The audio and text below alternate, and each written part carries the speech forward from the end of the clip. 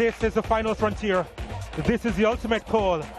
The destination of the football faithful in Jamaica.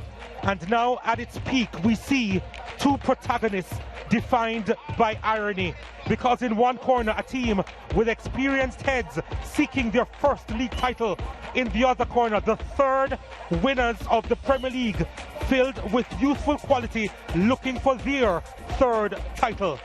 We can report the tide from Runaway Bay in St. Anne has come all the way to Kingston for a prize, and maybe he will be the one to lead that prize. Tristate Stewart, he's come a long way from his boyhood days in Spanish Town, and I tell you what, he has travelled to St. Anne to lead the charge and possibly Mount Pleasant's first league title, and he's just behind this talisman from, well, formerly of Cavalier. He played only one Manning Cup season, scored about 16 goals in the Manning Cup, and since then, since he started playing football just in 2017, he has stepped up to so many levels, and now he's a leading scorer in the Premier League, and it's really about these two, Dwight Jeremiah. It's definitely down to these two to win a game. They say defense win championship, but when you come to a game, it's goals that's going to win it. And these two are the best at doing it in the Jamaica Premier League. And quite fitting that they are in the final. And the battle for the ultimate prize, which is the title and champion of the Jamaica Premier League. But in it as well, those subplots of the Golden Boot, a hot race, and just one goal in it. We have seen winners from Kingston and St. Andrew, Westmoreland, St. James, St. Catherine and Clarendon. The majority in the house here tonight, they're looking for one more parish to join that fray, and that is St. Anne. They are the favourites heading into this final, and this Mount Pleasant team believes that they can, they should, they must go all the way. But on the other side is a Cavalier team, and we mentioned Colin Anderson so many times before and what he has to offer, and maybe he's a little bit nervous, but he knows the responsibility on his shoulders because he's up against fellow giants in Tristate Stewart and this Mount Pleasant team. Both teams eager to offer so much in just a few minutes time, LeJay Williams. The final that a lot of people would have hoped to see two of the best teams in the nation for not only this season but seasons past. Mount Pleasant finally making it to a final. Cavalier, they're second in 3 seasons, and so much talent on show on both teams. And we have to speak about the 2 strikers who are tearing up the league at current moment. It's going to be a significant battle to not only see who is going to get the upper hand today, but who will get the upper hand overall in the goal scoring charts. When you talk about the upper hand in the goal scoring chart, Mount Pleasant will want to get the upper hand. Twice they've gotten close to getting into finals. It's Cavalier that had stopped them in 2018-2019. They came fourth. Cavalier beat them 1-0. And in 2022, they were fourth again. Lost 4-3 on penalties to Cavalier. So they will want to turn the tides this time around, Donald. Indeed they will. They're looking for a third star, Cavalier, to add to that crest. Mount Pleasant looking for their first star tonight.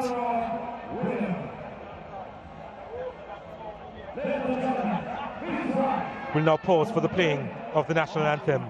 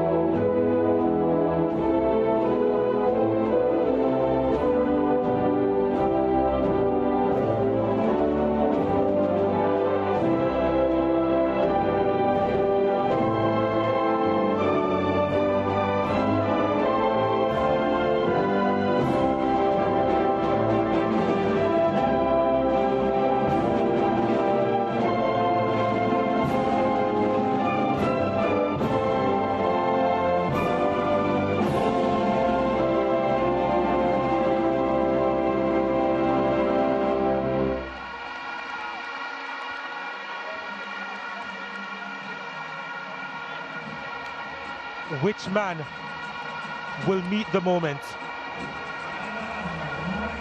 Opportunity beckons. The highest prize beckons.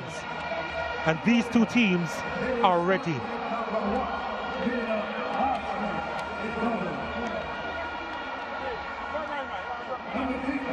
Sabina Park, almost jam-packed. Okita Nicholson is in charge of this grand final. Melvin Reed, Nicholas Anderson will assist him. Stefan Dua, the fourth official.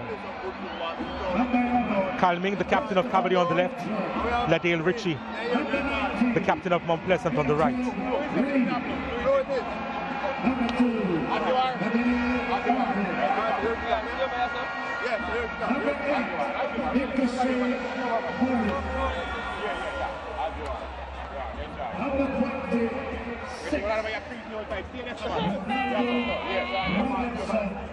Mount Pleasant, with a team photo they hope will go throughout the ages. Shaquan Davis between the sticks. In front of him, a back four, Sunday McCullough, Ladale Ritchie, Shaquille Dyer, O'Dane Murray comes into the starting lineup. In the middle of the park, Melvin Duxley, Leonard Rankin, Devontae Campbell, and Kimoni Bailey, and Shandy James behind Trevante Stewart. Two big changes for Mount Pleasant in this game. Kimani Campbell not at left back, and more importantly, Demario Phillips out of the middle of the park. It will be up to Shandy James and O'Dane Murray to try and fill those voids and supply the big man up front, Trevante Stewart.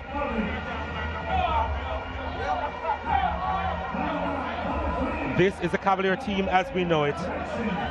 Vina Bartlett, the St. Lucian, again remains between the sticks.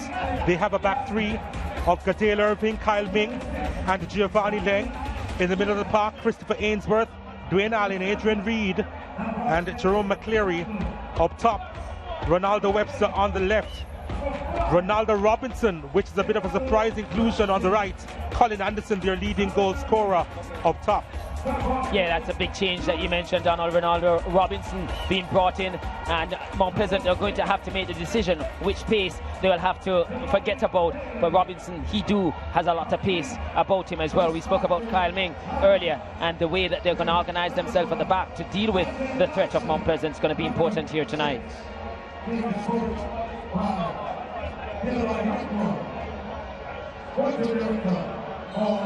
We're on the way for the 2022-2023 Jamaica Premier League final. Mount Pleasant, in their full blue outfit, will be kicking towards downtown Kingston and the Caribbean Sea. And Cavalier, of course, they are dressed in their traditional white and black, will be kicking towards the New Kingston area and to uptown Kingston. And a slight limp there from Colin Anderson. Cavalier will be hoping that that is much ado about nothing. Mount Pleasant will be thinking otherwise. They'd love for him to be limping all this game. That will cut the speed down for them to be able to deal with him. But we've right up to good attacking players, Ligier. But the fact is, both teams, they have so many different match winners on the park. There are 13 different goal scorers for Cavalier, 15 for Mount Pleasant. Yeah, the big boys are out there. But if they don't do the job, both teams quite equipped to be able to get it done with others.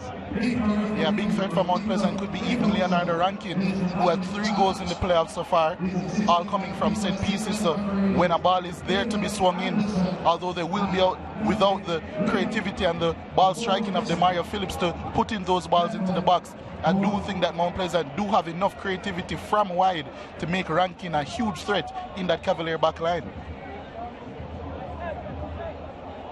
James may be critical in this game. Lovely dink over the top, looking for Trevante Stewart. But Vina Bartlett was so alert, getting off his line quickly to pick it up ahead of the striker. And Rankin with a lot of the ball so far. James trying to make his way through. Oh, that's passed accidentally to Anderson, who keeps it alive. And the pass was a little bit too shallow for Webster, and it goes the other way. They tried to go long, it's too long, and it's going to be a goal kick to Cavalier. Right, we see one of the hallmarks of Colin Anderson, as we see Coach Whitmore there, experience enough saying that there is always going to be anxiety and a little nerves to start the game. If it matters to you, that's always the case, but as soon as the first whistle goes, you expect that butterfly to just fly away, and he'd want that for his players out there. But I was saying for Colin Anderson, that breakaway just now, as he got up and laid the ball off, we saw him making the move on the blind side of the defenders, not looking to run across their path front, but behind them just to try and surprise them. That's something he has done so well this season.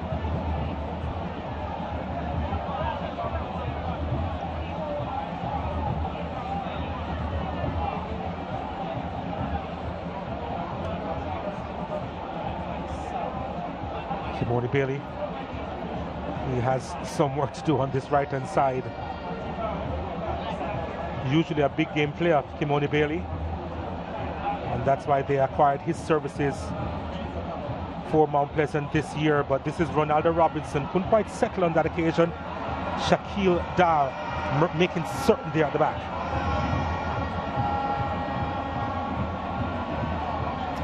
Good on speed here, technical director for Cavalier. He's also chairman of the technical committee at Jamaica Football Federation, and when Theodore Whitmore was the technical person there, the head coach, he was the man overseeing his work, and some would say was a part of the team that relieved him of his duties. So maybe there's other undercurrents here, Donald. Here is a corner kick for Cavalier. This one whipped in at the back post, and Shaquan Davis holding on tightly.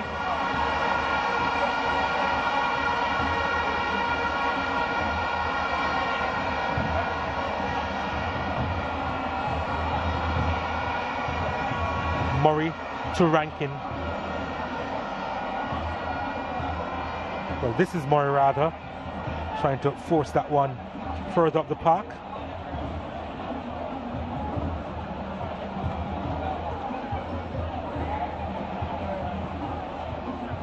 Takes the throw himself, looking and finding Bailey.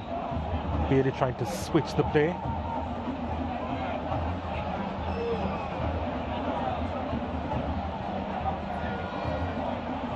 Richie with the clearance.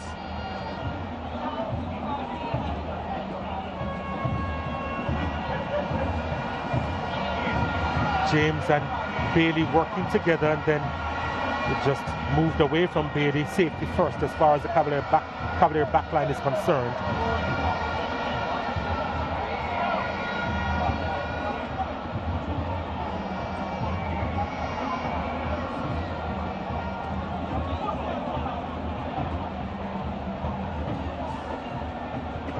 He's a marked man, Trevante Stewart. Murray finding him.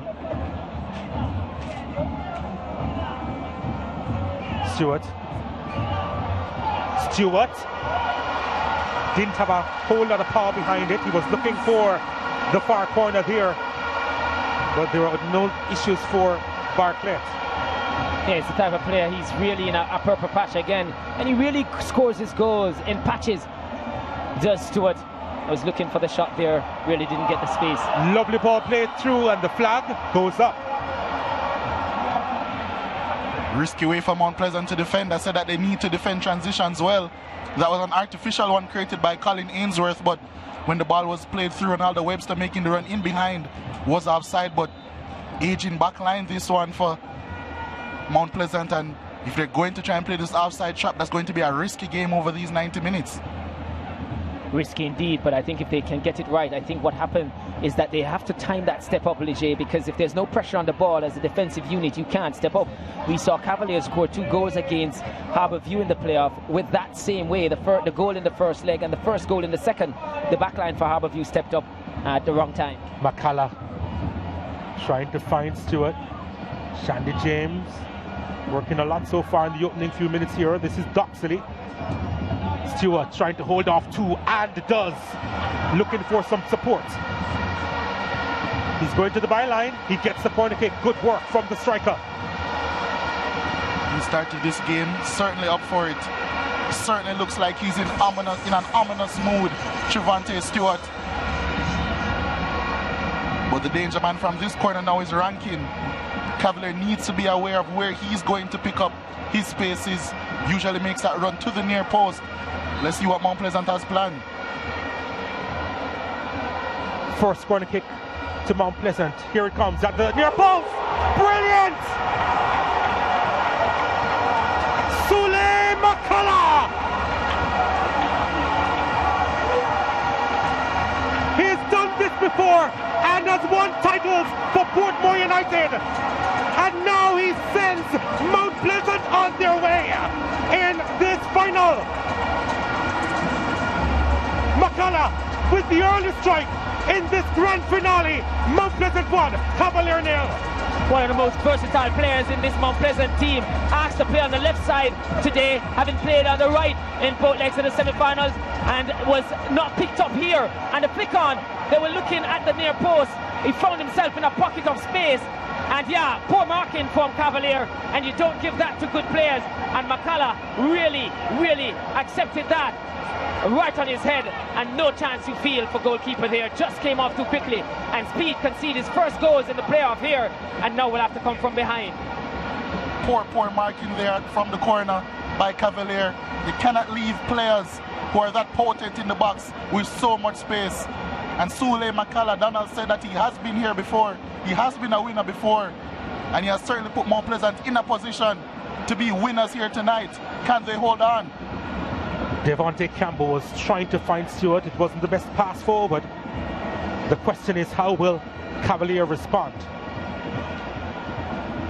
We've put so much attention, and rightly so, to the top marksmen in this league, but the supporting cast, they have to come up trumps in this one. And Sule McCullough is a part of a strong supporting cast for Mount Pleasant. And here's James with a dink inside. Almost turned out beautiful for Rankin. Well, Donald, before this we did talk about the 15 other goal scorers that Mount Pleasant have as McCullough's second of the season. And we said, yes, the big men are here, but there's so many players that can really come to the fore tonight. One has stepped up already, not putting his hand up, really putting his head in the right place. And now we get to see a true test of Cavaliers. So often they have been front runners. So often they have scored first and then had to defend and hold on. And we saw in the link-up final, when they do concede first, it's often difficult for them to try and break down a team. This is a big test for Cavalier now.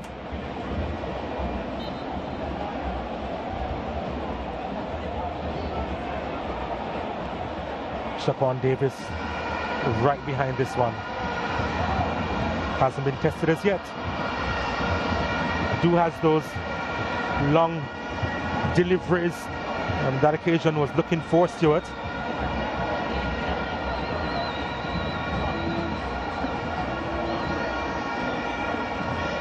The goal being conceded by Cavalier may not yet change how they see to play.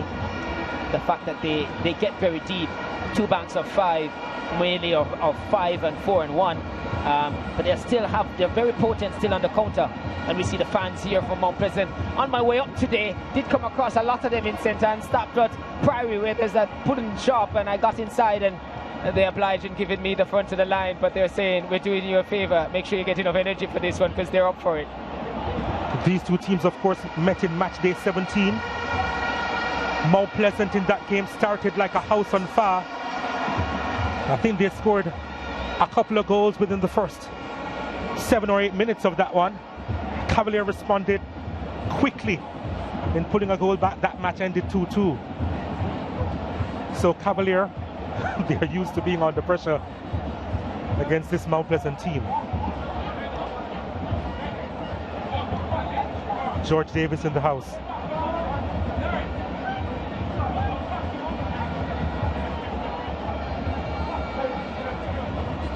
Yeah, that game you spoke about, Donald, would love more of that.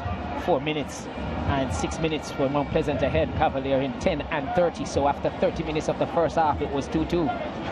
And that was all she wrote.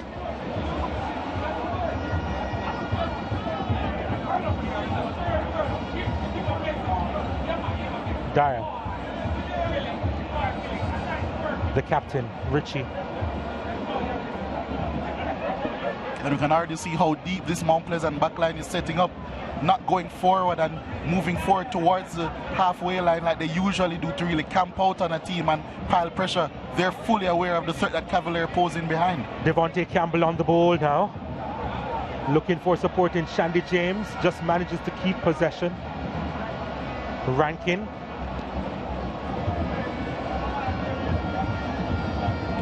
Glenn goes long, trying to find Anderson. There was no one close to him really.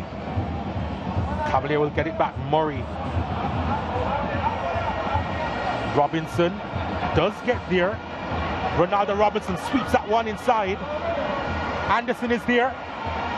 And so too Dyer does well not to run into the back of Ronaldo Robinson. Robinson was looking for a foul. And he gets the call.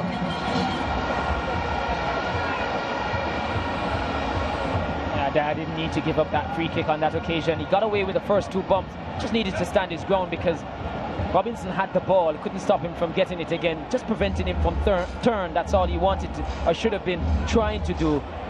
In the end, now he gave them a free serve into the box. Ainsworth to deliver. It's a lovely ball inside. Comes all the way through. And there's a whistle on the play. It's a free kick going against Webster and Cavalier.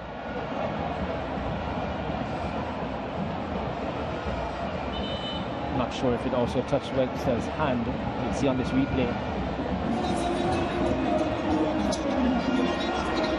Yeah, he was on his way down. And touching his hand as well. Yeah. Rankin needs some attention. So too maybe Shaquan Davis. Yeah, he's all right. Mount Pleasant support coming in from all different angles.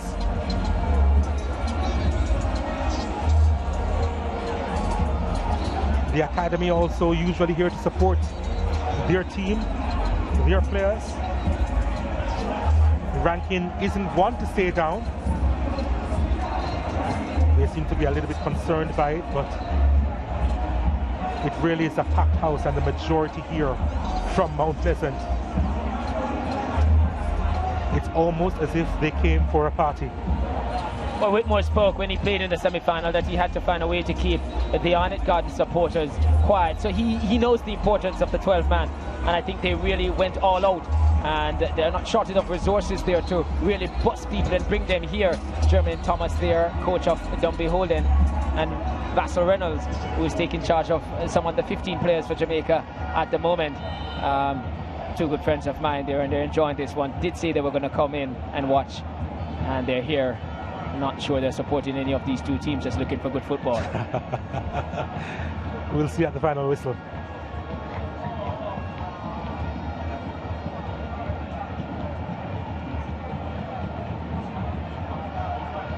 Cavalier not doing a lot of pressing in this one.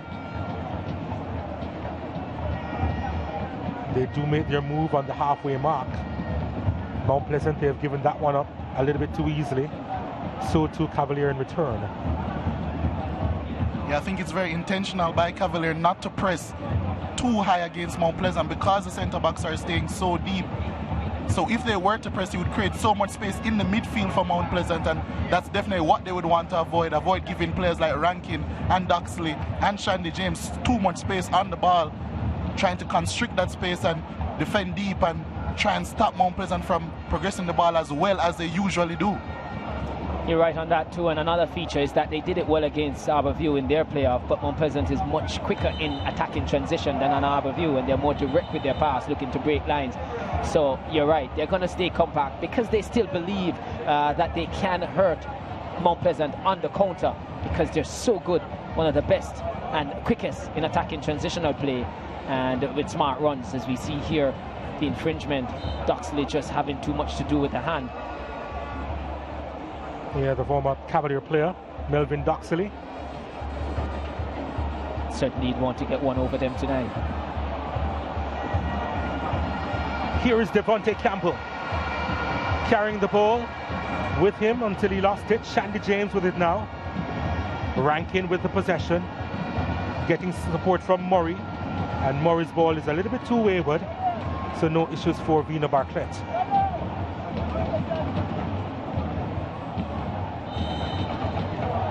Anderson with receiving a push in the back there.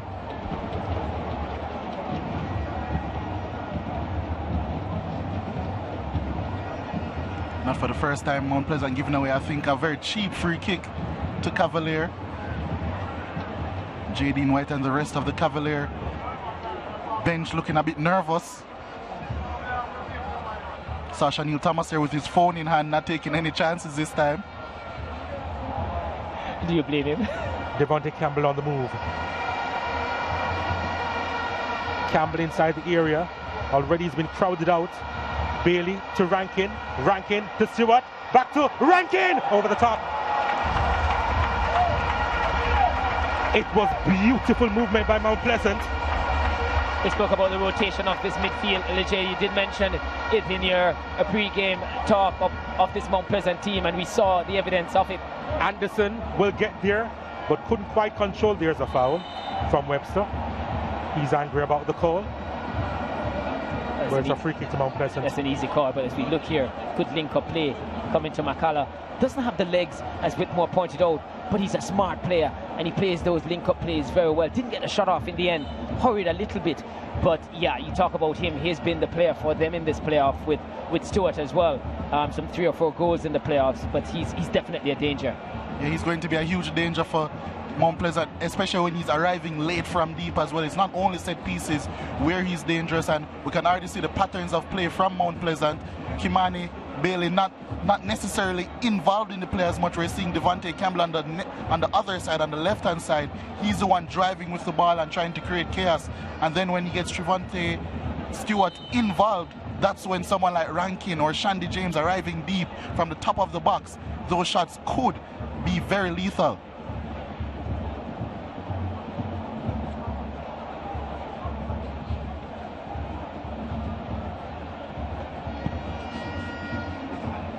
Mount Pleasant, they've had the majority of the possession in this game, and here they are working it around. They'd love a second goal. Of course, based on past experiences, that doesn't mean that they would be clear. Cavalier, in the past, they've come from behind against this same team. Murray driving inside. Doxley. Dyer.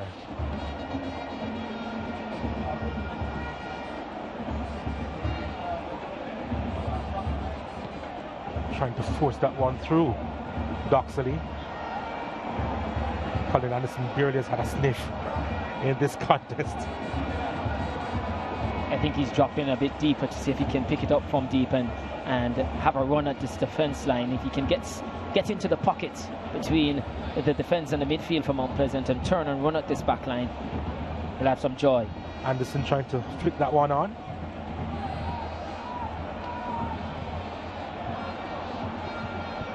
Bailey. As I said, Mount Pleasant dominating the possession, 55%. The official percentage. Campbell.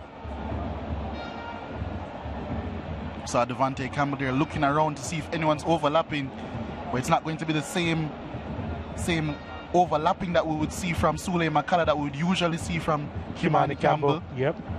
So it's up to him to really isolate against young McCleary on that side. Well, both of them are young, to be fair. And that's an interesting battle in and of itself. McCullough trying to thread that one through. Giovanni Leng was in the way. And Leng finding Colin Anderson. And Anderson looking up. I think he was actually trying for the pass, you know. Yeah, I think he was looking for Webster coming through the middle, but, you know, didn't get that one right. But certainly the intention, you can see there, the execution didn't match. Out comes Bartlett. Collision with his own player.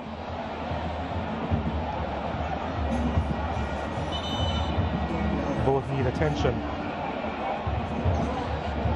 And that's another feature that we did make mention of there with Trevante Stewart.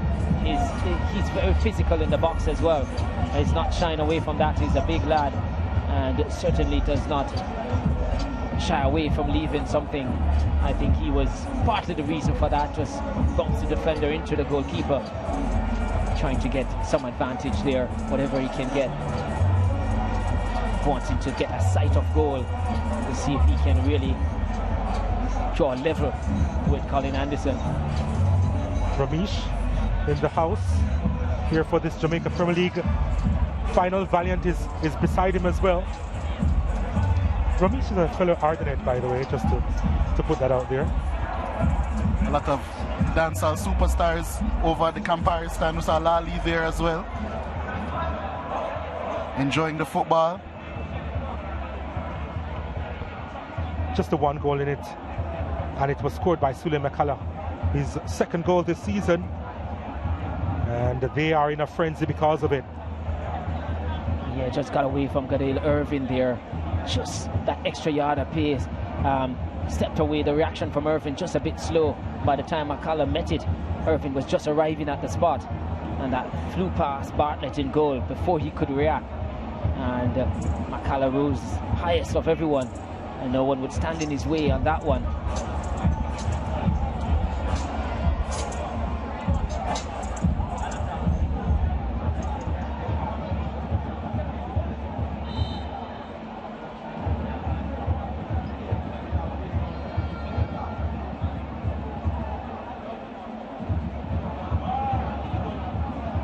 Ainsworth on the ball.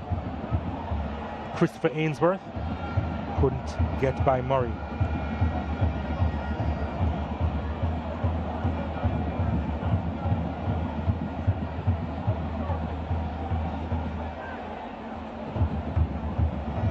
Irving with a long throw.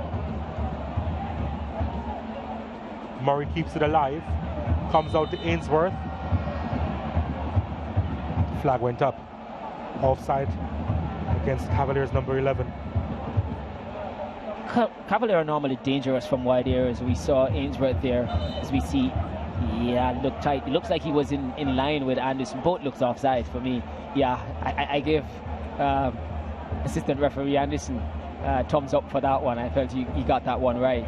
A FIFA assistant referee is. You expect that from him. But yeah, in the wide areas, Cavalier are normally dangerous, but I think what Mount Pleasant does so well, they have defensive numbers up in that particular area. The fullback, the wide attacking player, and one defensive midfielder tends to come across and try to create that numbers up. Cavalier on that occasion with Ainsworth was just one player across there. They're going to have to get the overlap. They're going to have to get the numbers up in those wide areas to counter that play from Mount Pleasant in trying to deal with that. I think we're going to see a substitution here actually really early in the game. Topi from Mount Pleasant getting ready. Is it Richie who's coming off? Yeah, it looks so. He's already taken off the captain's armband, handing it to Sule McCullough, and that's there were some question marks surrounding his fitness, especially with what we saw in the playoffs. But this is the earliest that he has retreated. Ladiel Richie, and of course he's disappointed, but he does leave the game with his team in a position of strength somewhat, but obviously disappointed, and it's a former Cavalier player on to replace him. Yeah, Topi will want to come into this one and forget the memories of his game when he played Dunbeholden and they lost 3-1. He's up against his former team. He did score against them in one of the rounds this season, a 93rd minute goal to get the winner for Mount Pleasant. But that's a big blow for Mount Pleasant, you feel, with the leadership, the experience of Ladiel Richie. He's a tough customer, so if he's coming off at this time, really it's beyond him to continue.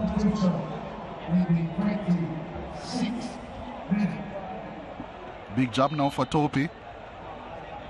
Has to be right up to speed, quite literally, against his Cavalier attackers. Bailey, Kimoni Bailey on it. He was thinking of a shot, decided against it. This is Murray. James does well to still keep possession. Wonderfully done. Needs some help though. He was looking for the foul to be called. It was eventually. And Mount Pleasant, they have a free kick in an interesting position here. And one thing that substitution really adds for Mount Pleasant in terms of Topi coming on is another huge body in that box for Cavalier to defend. Looks as if Kimoni Bailey might have a problem here. No, that's actually Shandy James. Saw him stretch a bit when trying to protect the ball not too long ago. Yeah, the stretcher is on the field of play now.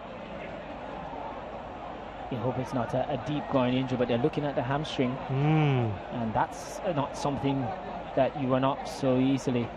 He's grimacing a lot there, but for him, I think they'll try and get him up back and test it again. But the groin and the hamstring, not really areas that, if it is deep, it will be difficult to continue. It's not as if Mount Pleasant are short of attacking midfield reinforcements on the bench. Ricardo Morris, one of the better attacking midfielders for the past 5+ years in the Jamaica Premier League, in reserve. He's going to leave the field for a while, Shandy James. But Mount Pleasant, they do have a free kick. Devontae Campbell behind it.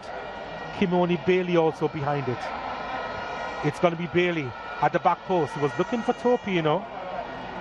But Bartlett in the way. And then just colliding with Trevante Stewart. Mano a mano. And actually didn't come out hurt.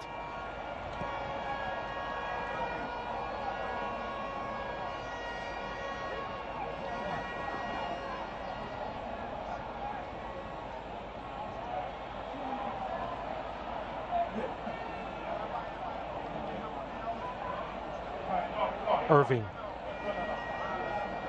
needed a better ball from him. Murray needed a better clearance.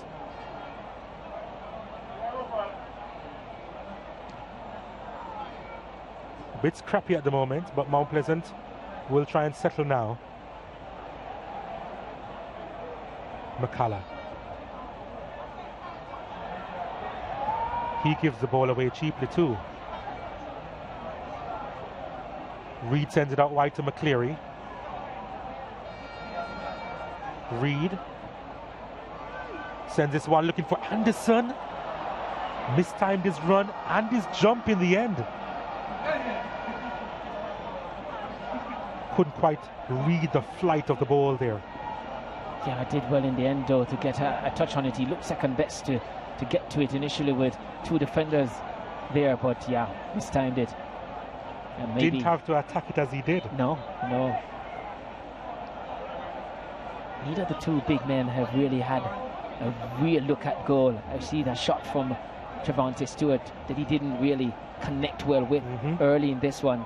Anderson yet to get a look in at Davis' eyes here. But they're typical strikers. They don't get bothered when they're left out of the game for too long. They know it's just a moment, and the game is played in moments. Murray, Ainsworth, Nicochet Murray again. He was fouled. They move quickly. It's with Ainsworth now. Ainsworth, that's a lovely ball inside to Webster. Webster twisting and turning, forced out of the area though. Sends it across, put behind by Rankin. Corner kick. A lucky break there from Mount Pleasant. Again, I don't feel that they have enough players coming over in the wide areas, and we saw on that play, I think they did well to get that ball to Webster. Once he came out of the box, I think it made the defenders a little bit more confident to go in and try and make that challenge. Good block in the end. He did well, Webster, to try and get a ball almost in that 6-yard box. Adrian Reed with a corner kick. Here it comes. It's a good one. It's punched away by Shaquan Davis. And now here's Trevante Stewart. Stewart with a lovely ball. The keeper off his line. Devontae Campbell needing options. Having two. Couldn't find one. That was a lovely opportunity for Mount Pleasant on the break. A good attacking transitional play, and Campbell really was poor with that He selection. has another chance here. Devontae Campbell on the byline, forced out of play, but he has earned his team a corner kick. Good punch, good purchase from Davis there. Lovely clearance. And once Stewart got onto the end of it, then he looked up and saw Campbell on his bike and let him loose. Campbell did well, get away from Vina Bartlett there. Didn't want to touch him. Retreating to goal. Needed more purchase on that. Had Bailey and Stewart waiting for a really good pass that you expect Campbell to really deliver. Corner kick to Mount Pleasant. Campbell looking to deliver well this time. It's headed away by Cavalier. Only as far as Sandy James. Topi had remained on side, couldn't do a lot with that one.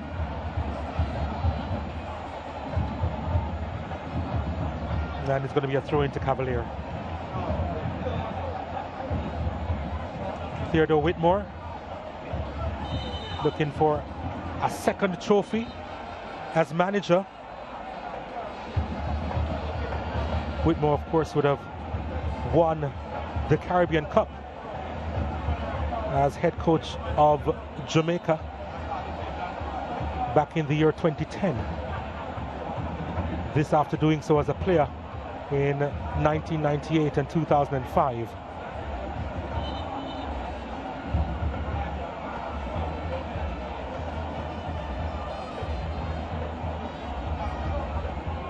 He's really looking to do what no Mount Pleasant coach has done before him.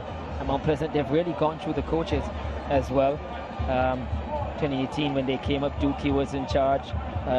Tegan Davis 2020, 2019 as well. Wally Downs 2021 and Theodore Whitmore 2022. So much like Chelsea, as that's what Peter Gould, that's his favourite club. So he's modelling his management of this club in that way. May get his wish here.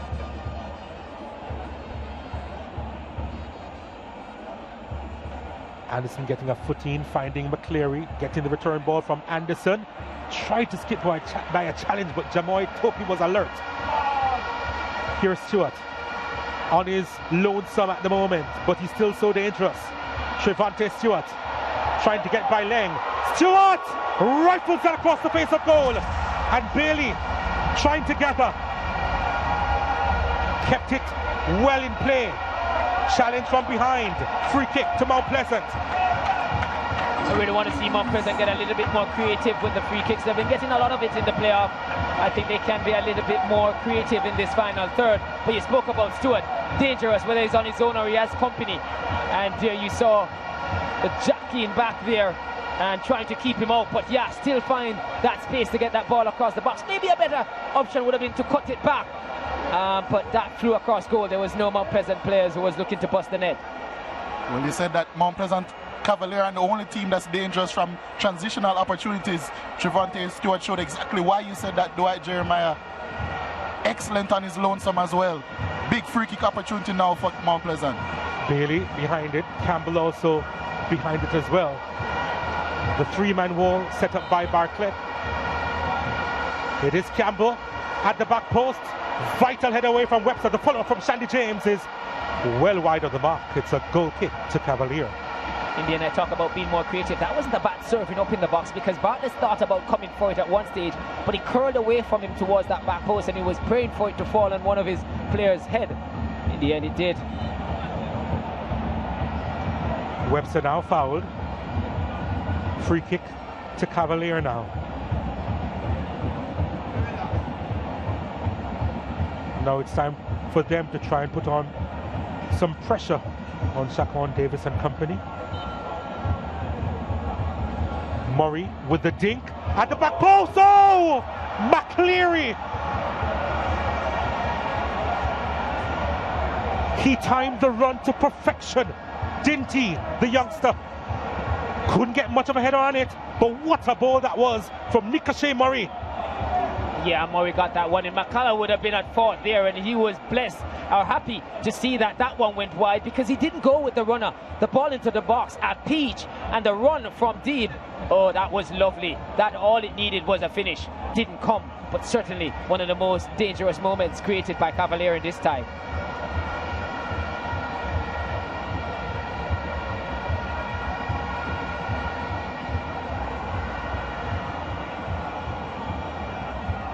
James will get this for Mount Pleasant. Rankin. Topi.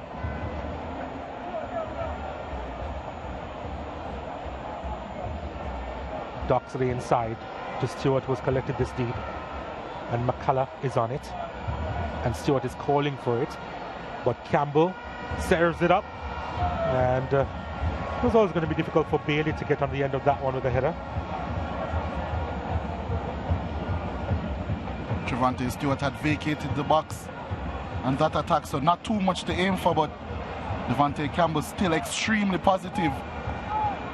Anytime he gets the ball, he was a game changer in that semi-final second leg, one of the standout players from Mount Pleasant, and he's carried on that form in this final as well. Get the feel on that cross though, Leger, that maybe a little patience. He had one to aim at, would have to pick a needle out of a haystack because Cavalier had retreated about 5 at the back.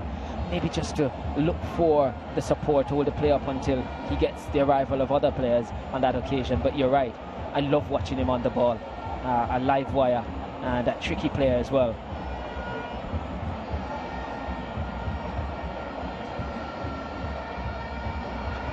He's left that one for McCullough, who's now wearing the captain's armband in the absence of Ladale Ritchie, who had to come off after 25 minutes.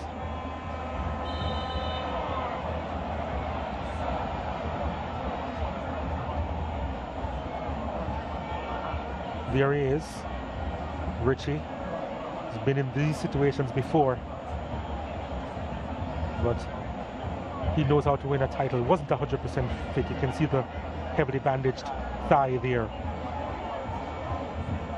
But he wanted to give his all to the very last drop, which he did. McCullough. Devontae Campbell now. Trevante Stewart. Oh, he does so well. Trevante Stewart in utilizing his strength. And Leng is on him like white on rice. And Murray to Bailey. And Murray continues his run. Bailey, though, not afraid to recycle. James. Shandy James. Ambitious. And there we saw the rotation at full effect from Mount Pleasant. James was deepest of the middle three there and really went for a pop from distance. But we spoke about the physicality of Stewart. Such a strong player. The whole of play is excellent. He brings others into play when he drops deep and not easily dispossessed of the ball. And certainly one that drives fear into any opponent. And whether he's scoring or being physical or linking up play, dropping in between the lines, he's a handful.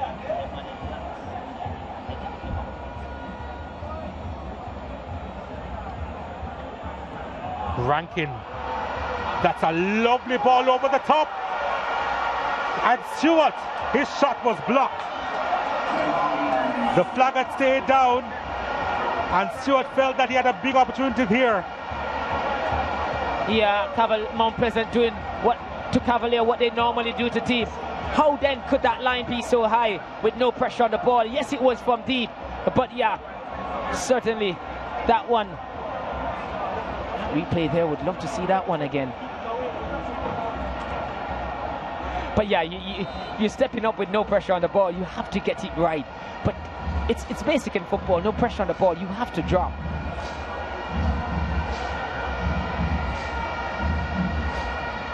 Campbell takes it short. Bailey back to Devontae Campbell. Ball played inside. Oh, the header. Well, that could have gone anywhere. And Adrian Reed thanking his lucky stars on that occasion. Yeah, the angle of that one fooled us a bit. But Mount Pleasant getting a bit creative with how they're whipping in these set pieces. Expecting a more conventional delivery here. Here's a corner kick. Oh, that went straight through to Leng, you know, who had to put it behind. Right in the 6-yard box. Cavalier having big problems with dealing with the movement of the Mount Pleasant players in the box for these corners, not knowing who to mark, so a lot of miscommunication going on at current. Devontae Campbell to deliver again. Oh, they'd love a second goal here before the interval, Mount Pleasant. Referee Nicholson getting involved here. A Cavalier player is down.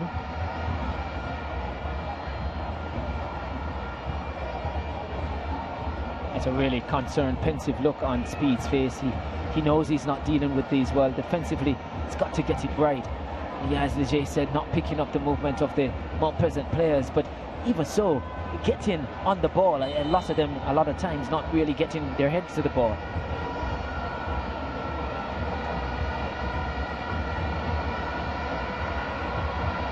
Five players inside the box for Mount Pleasant. Devontae Campbell with the delivery again, and it's spilled by Bartlett, but he holds on to it at the second attempt. Sends this one long. Robinson was looking for some help. Takes the throw quickly, but not accurately. They'll have another opportunity though. Again, they move quickly. Webster earns his team a corner. They're really not hanging on whenever they get the ball, Cavalier. One thought in their brain, and it's to get it forward as quickly as possible.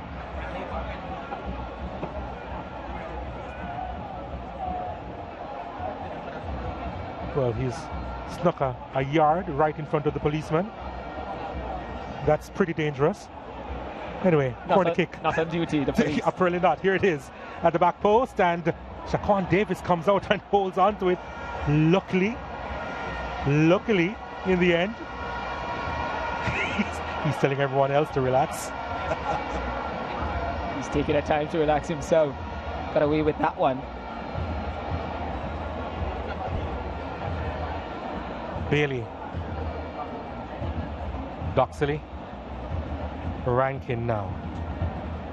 We're hearing 4 minutes of stoppages to be played.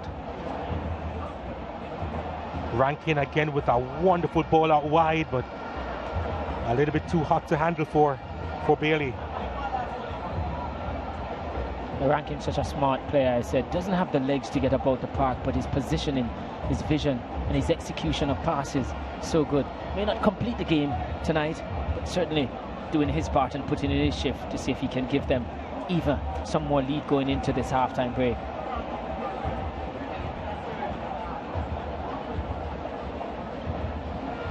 Hopeful ball looking for Colin Anderson. Tope is back there.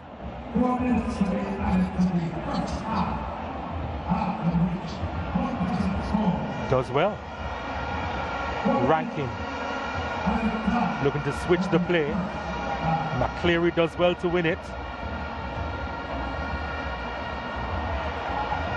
Murray picks it up. Throw into Cavalier.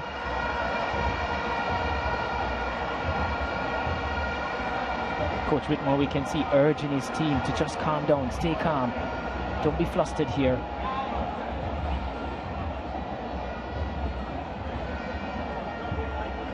Adrian Reed Jr. gets it back from Leng. Trying to find McCleary. Wasn't the best ball from him. Ming. Judging by the lack of pressure from Mount Pleasant, Ming goes long, too long. they clearly just want to protect this lead going into halftime.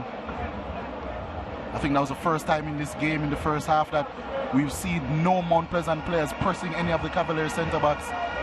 And Shaquan Davis, I think, is just backing up exactly what I just said. A bit of time wasting towards the end of this first half. Oh, that's a wonderful ball from Davis, you know.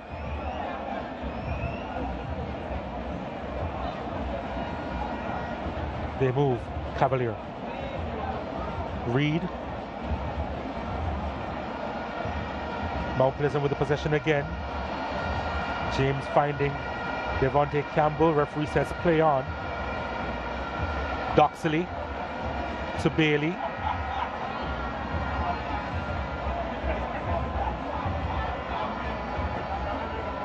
I have to say this is good game management from Mount Pleasant, just keeping possession, not looking to go on to get a goal here. And they are wary of the threat Mount Pleasant poses with the counter-attack, and Colin Anderson is at the tip of that team at the moment. Challenge coming in hard there, but Cavalier still with the possession. Anderson trying to slip by Shaquille Dyer, you know. Davis has to hurry to clear. Was always under pressure from Ronaldo Robinson. Yellow card is shown to Shandy James.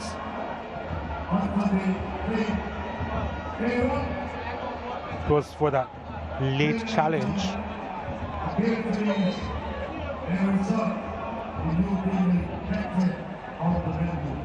Reed, Murray, Irving now. Irving, oh, that had some pace on it, and Murray goes down. Oh, he needs some attention, I think.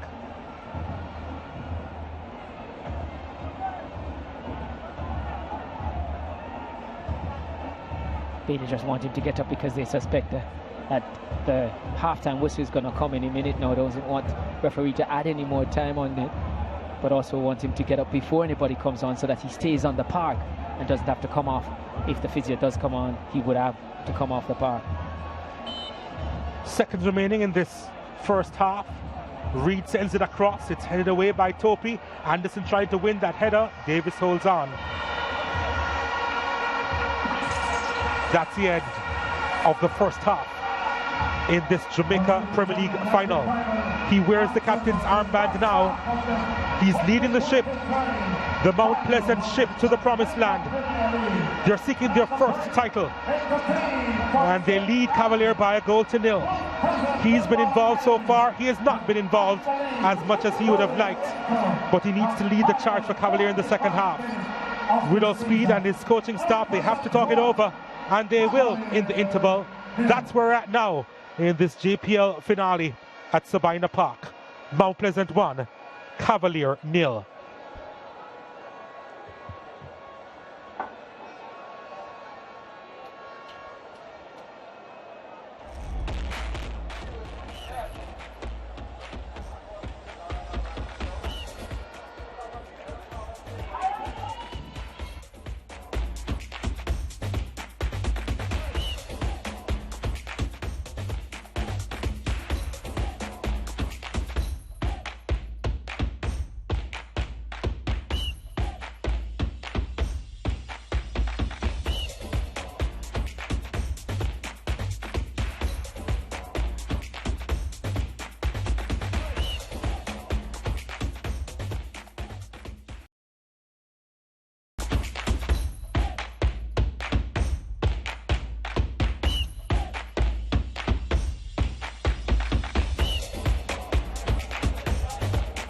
Welcome back to Sabina Park for this Jamaica Premier League final. Mount Pleasant leading Cavalier by 1-0. Sule McCullough with the goal in the 8th minute of play. And with that, Mount Pleasant, they have the advantage heading into the second half. Chris Taylor is downstairs. Let's hear from him and what he thought of the first half. Yeah, Donald, thank you. They're certainly in full control, Mount Pleasant, with that goal from Sule McCullough. The delivery from Devontae Campbell, excellent as well. But obviously, seeing the starting lineup with Colin Anderson and Ronaldo Robinson, the Mount Pleasant backline have done something very sensible. They have decided to sit deep, the likes of Dyer and company, so that they deny that ball over the top to Colin Anderson in space. The Ronaldo Robinson tactic from Rudolph Speed has not worked as well to add the additional space. And because Cavalier have lacked creativity, they just haven't been able to get anything going on the attacking side of things. It's been full control for Mount Pleasant within the middle of the park. The likes of Melvin Doxley, Shandy James coming into the starting lineup with Demario Phillips being out on cards. And that has worked beautifully for them as well. They've been able to play that tiki-taka football inside the middle and been able to drive forward at good pace in transition. Excellent stuff. And then using Bailey and Devontae Campbell in the wide areas. Full control for Mount Pleasant. They probably should have more than one goal to show for it. And especially in the front with Trevante Stewart and Devontae Campbell playing with Kimone Bailey. especially, there's been quite a bit of rotation at times. So the Cavalier team uncertain in terms of which players to pick up at different times as well. Suggestion for Cavalier, they need more creativity. I think probably removing Ronaldo Robinson and bringing in the likes of Chanel Thomas, who can play with the ball, a good passer as well, might be a tactic for Cavalier. That's been their best moment, the pass over the top to McCleary. And yeah, unfortunately for Cavalier, just unable to get ahead on it. The 19-year-old probably not brave enough, but just one of those warning moments for Mount Pleasant. You would have to think from a Cavalier perspective, they probably will have joy attacking the left-hand side of the Mount Pleasant defense where Sule McCullough is. Yes, very experienced, but likes to get forward and not necessarily the quickest in getting back. Probably an area that Cavalier should look for exploit. But based on the first 45 minutes, Donald and company, I think Mount Pleasant will be happy with how they have been going and how they have constructed their play tactically. Ferguson and Whitmore have got it right. Work for Rudolph Speed to do, especially in the middle of the park, in terms of creating opportunities. Back to you guys for the second half. I don't disagree with a word he said, Chris Taylor, in that analysis. Pretty much spot on. What do you think, Dwight? And that's why he works for Sportsmax. He's that good, yeah. It's expert analysis there from Chris. And yeah, he's right. He's right. We don't need to go it over so much so. They've gotten it spot on. And it's down to Cavalier now to become a little bit more creative. Probably more rotation at the top of the park. I think players are sticking to their position somewhat in terms of who's wide, left and right, pretty much coming down that line. Not getting enough overloads in the wide areas as well for Cavalier. So there's going to have to be a little bit more creative. And when you have defense sitting deep, there's going to have to be more players in attack so you can have more link-up plays, one-touch, two-touch football to try and get through those lines. So let's see if they can do that in the second half.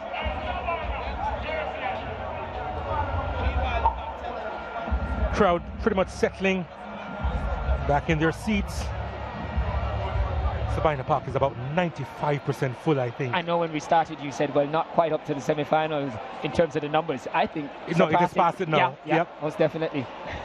95% and full. Really a good look for Jamaica's football. Trust me, loving it, just loving it.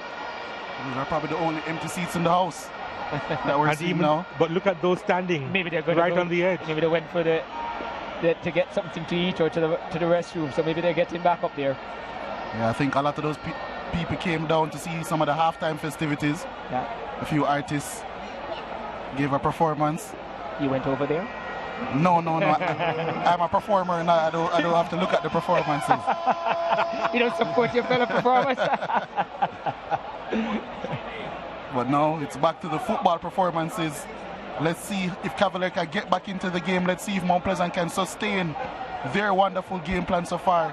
We know Speed is not going to sit by idle and let this happen. Let's see what this second half has in store.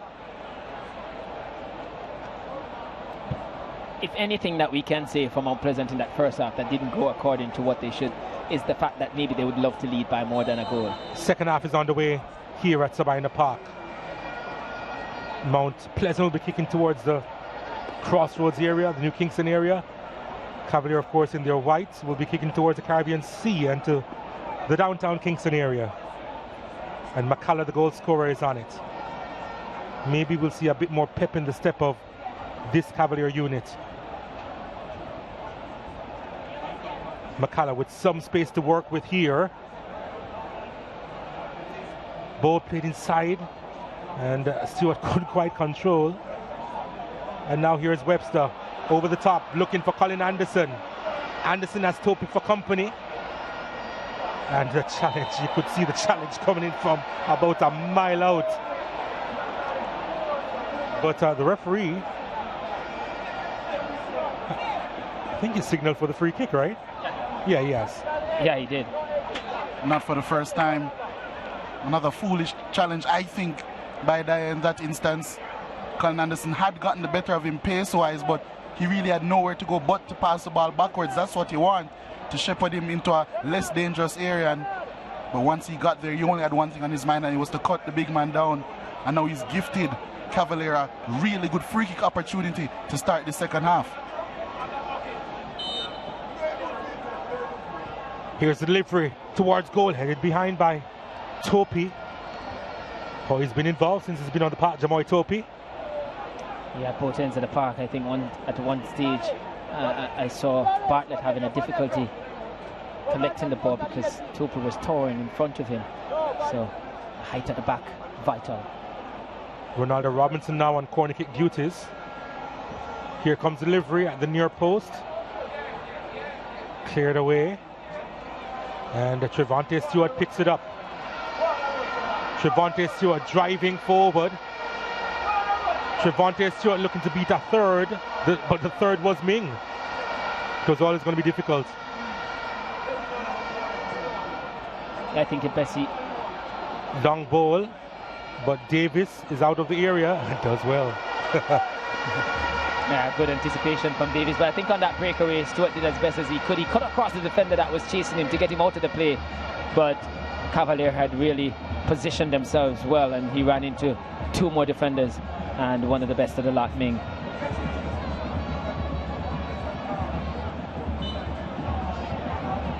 Cheap foul given away by McCleary.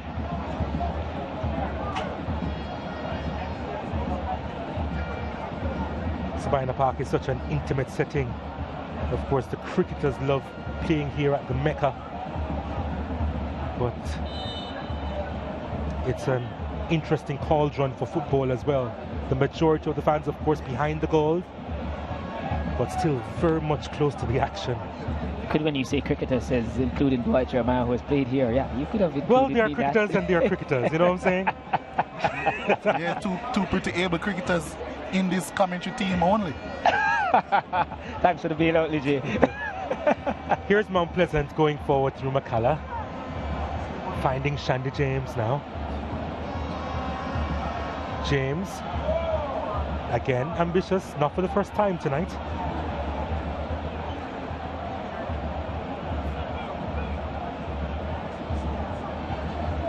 Theodore Whitmore was probably wondering what was that about.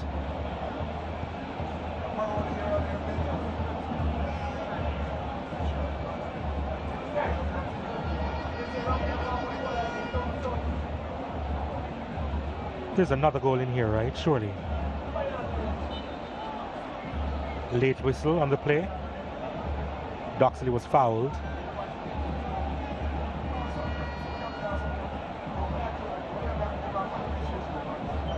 You talk about another goal in it, Donald, but twice this season these two teams have ended 1-0 when they played out of 4, so quite possible that it could stay this way. Would love more. Ball played out wide, looking for McCullough. A foot coming in from Adrian Reed, denying Mount Pleasant that opportunity there. Our good friend Gerard Morris Seeley just making me aware that Kensington Oval is the Mecca of West Indies cricket. I'm not arguing against it. I'm talking about the Mecca in the context of Jamaica's cricket. But he can wave that flag if he wants to. To each his own. Yeah, exactly. Corner kick to Mount Pleasant. Here it comes, and it's headed away. I feel that Bartlett probably could have collected that one. Comes back out to Devontae Campbell. Campbell, last touch of McCleary. Another corner kick to Mount Pleasant.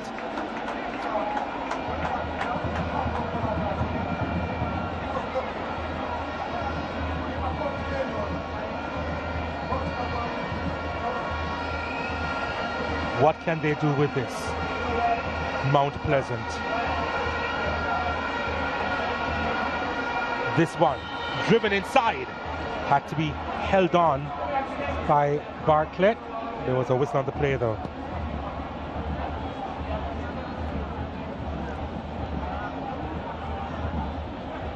Anderson was stretching for it and couldn't quite get it. Definitely not seeing a change in the intent from Cavalier. Still looking to get the ball from back to front as quickly as humanly possible.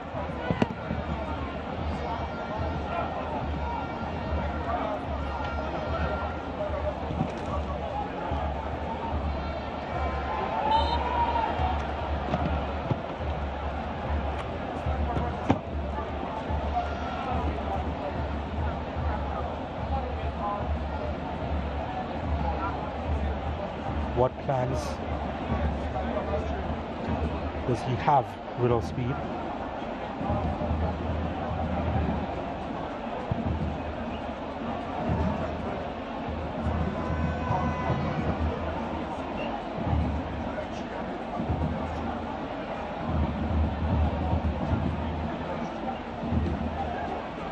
Rankin wasn't on the same page with McCallum on that occasion. Clearance to Colin Anderson. Not given the room there to do what he would have wanted. Oh, well, they get away with that one, Mount Pleasant. Barely. And this is Kimoni Bailey now. Bailey, again, couldn't get by a second defender.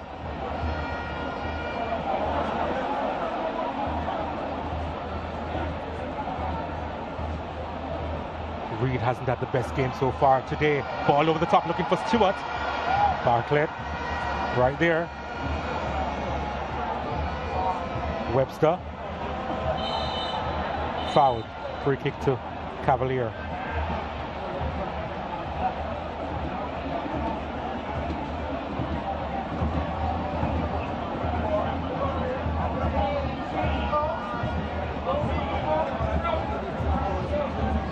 Irving now. Nicashe Murray. Murray's ball inside the area. Put out by Topi.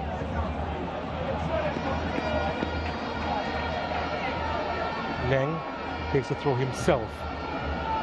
Reed. Again. His game has been off tonight.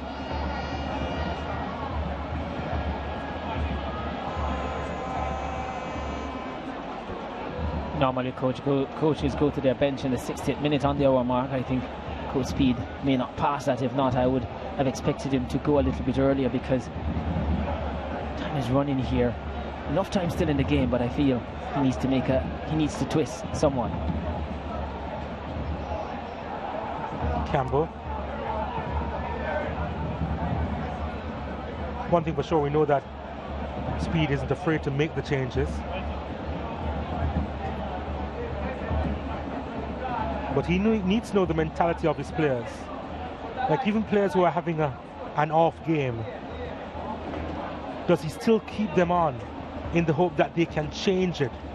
Do they have that quality to change it? And does he have the confidence in them? Or the confidence in the players on the bench as well. That too. Campbell. Shandy James. Trevante Stewart turns and shoots wide of the mark. He is a striker after all. Starve of opportunities, you feel that one is out of a little desperation because he hasn't had much sight of goal. And that was well wide, and even so, had it been on target, you felt Bartlett would have had that one completely covered. Can't blame him for shooting. He has scored 18 times so far this season. A stretch of about 11 games. But he's found confidence in this playoff, Trevante Stewart. Yeah, you're right about that. When the season started, first 5 games he scored just 1 goal, and then the next 8 games 11 goals. Went on a bad run and then back in a purple patch now. Kirk Butler here looking on at the action. The man in charge of the Phoenix Academy.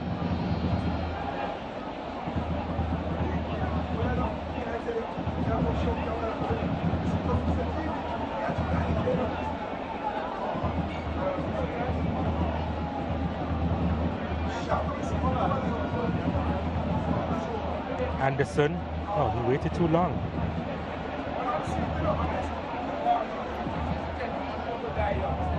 Murray winning the header. And Doxley with the interception. Shandy James now. And Kimoni Bailey.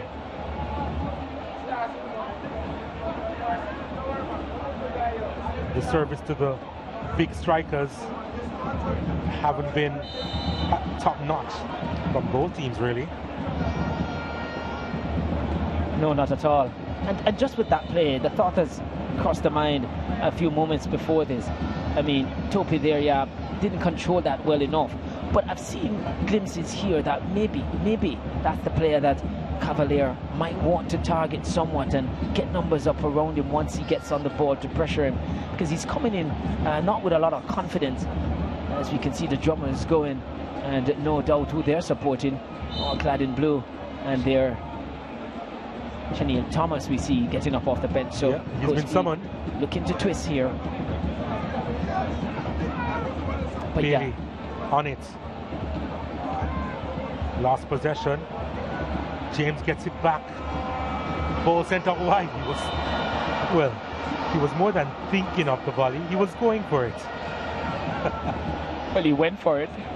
His eyes really just light up anytime he's in anywhere in close proximity to the ball. Wally Downs. Ian Goodison behind him as well, the former national defender. Goodison, Wally Downs, of course, the man who was formerly in charge of this Mount Pleasant team.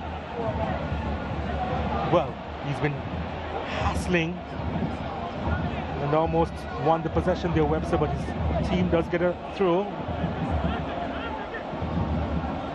Takes it himself, McCleary. Headed away by Rankin. Len collects. Campbell with the clearance. Was Stewart held? According to the referee, yes.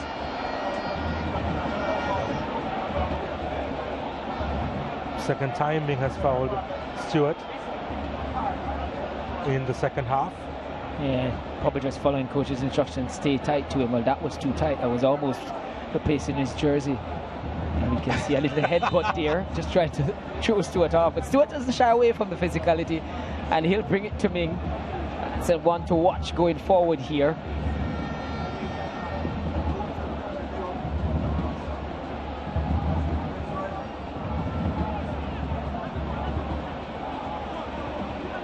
Real waste there from Topi, I think. Probably could have been better served recycling the ball. They're the team in front. They're the team that has Cavalier under pressure. I think they need to take advantage of that a bit more, less of the long balls. Try and move around this Cavalier team. Cavalier need to do the same as well, I think.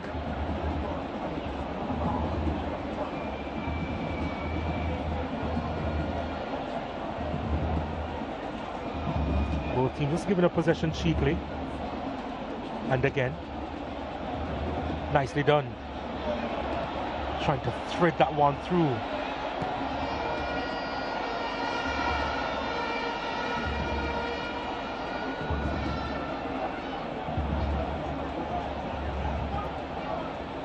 Ainsworth with Bailey for company. Irving, Robinson,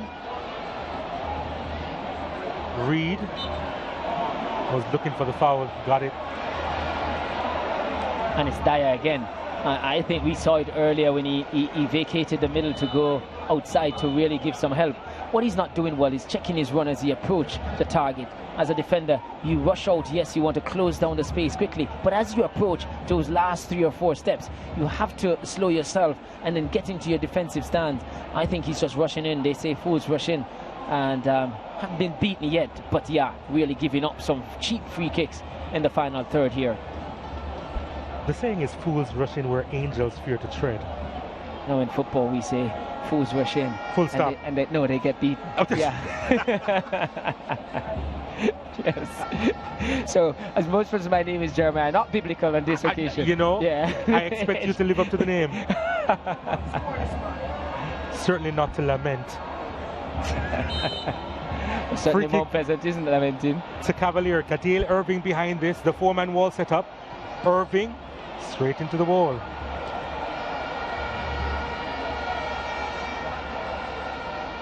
This game needs to pick up in quality, I suppose, soon enough. Mount Pleasant still dominating possession, 58% here. Referee says play on. Wow. Wow. Okay. Well, if looks could kill.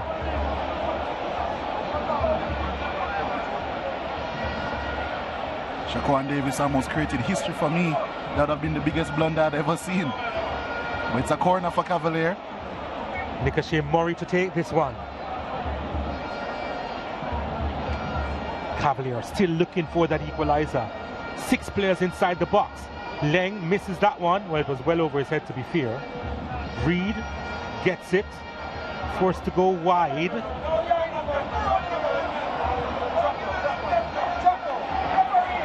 Loses possession. Referee says play on, and they do. Trevante Stewart on it. Just slowing down the play a bit as he gets some support.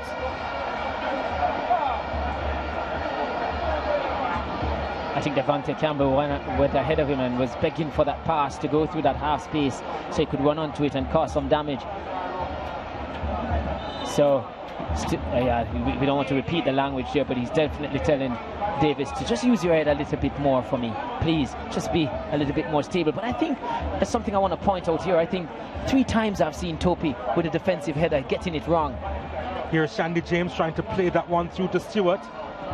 Anderson winning the header for his team. And they've lost it in a dangerous area. This is Devontae Campbell. Campbell twisting, turning. And there was no teammate close to him. Oh, was that a late challenge? Referee turns his back. And McCleary is pulled by Ranking. He'll revisit that. Referee Nicholson. Play continues. It's Colin Anderson. Anderson trying to pull that one across. And Topi with a stretch. Vital interception there. And another stretch and another vital interception. Rankin on it. Devontae Campbell trying to get by Leng. Whistle on the play. And the yellow card is going to be shown to Giovanni Leng. And has he forgotten the incident from Rankin? Yeah, I'm wondering if Rankin would be extremely lucky to escape one now as well. I think Cavalier needs to remind him of it, but he's so far away from them. I need to make a noise about it because yes, that was a sure yellow card. But yeah, the challenge here on Campbell, really poor, yeah, and easily stopping a promising attack. Got the ball, but his studs were shown there, and McCleary was pulled by Rankin, who is lucky to have not been booked. Free kick to Mount Pleasant.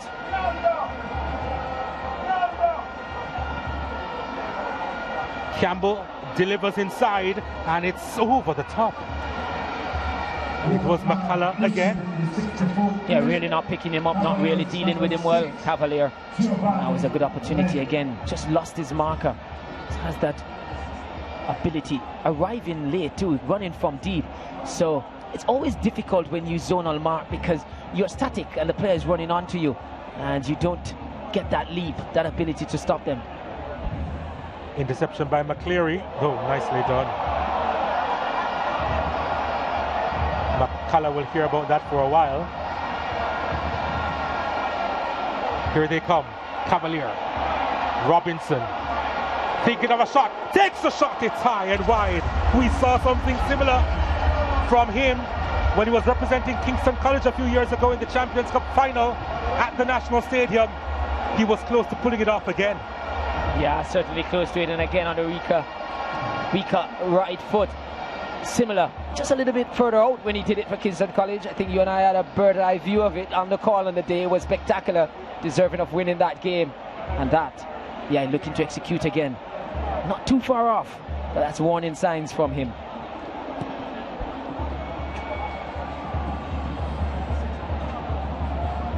He had a quiet game in that final as well, Ronaldo Robinson. Until that moment. Until that moment. And that's what you get. You ask a question about speed to keeping some players on when they're not doing well. When you have quality players, they just need a moment. And you know that at times that they can get that moment. And that's what you bank on as a coach. I've been there myself. Quality players on the park, not doing well, but you know, just one moment. And he could really come up with a moment of magic. Trevante Stewart is down. Hasn't come up with any magics today, Stewart. But we spoke about the unlikely years. There were 10 players ahead of McCullough. who had scored more goals than him. He was in the pack of 5 that has scored 1. He doubled his tally for the season, and that's why Mount Pleasant lead is 1 by a goal to 0.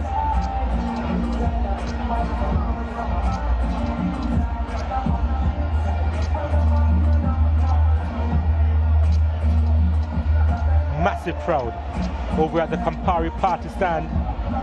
Not quite partying, but they are observing this final.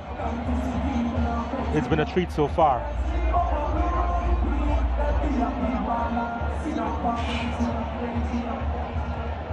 I guess from Whitmore's gesticulation there, I think he's telling McCullough, you do not need to go forward that much, because that move that left him on his backside, he was way off the pitch.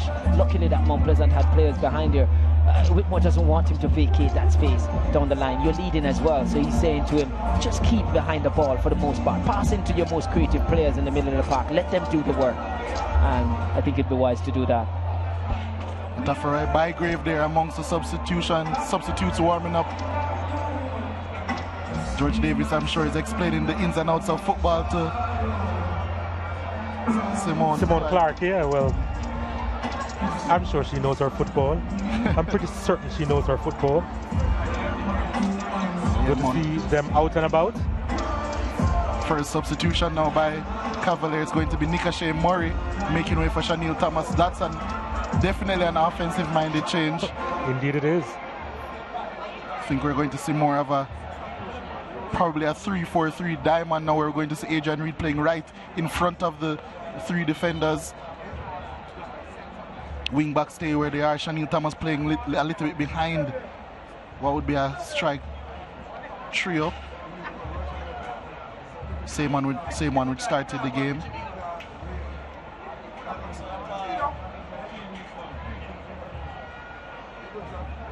Well, Chanel Thomas hoping to add something to this Cavalier team as they try to get the equalizer. Here's Webster.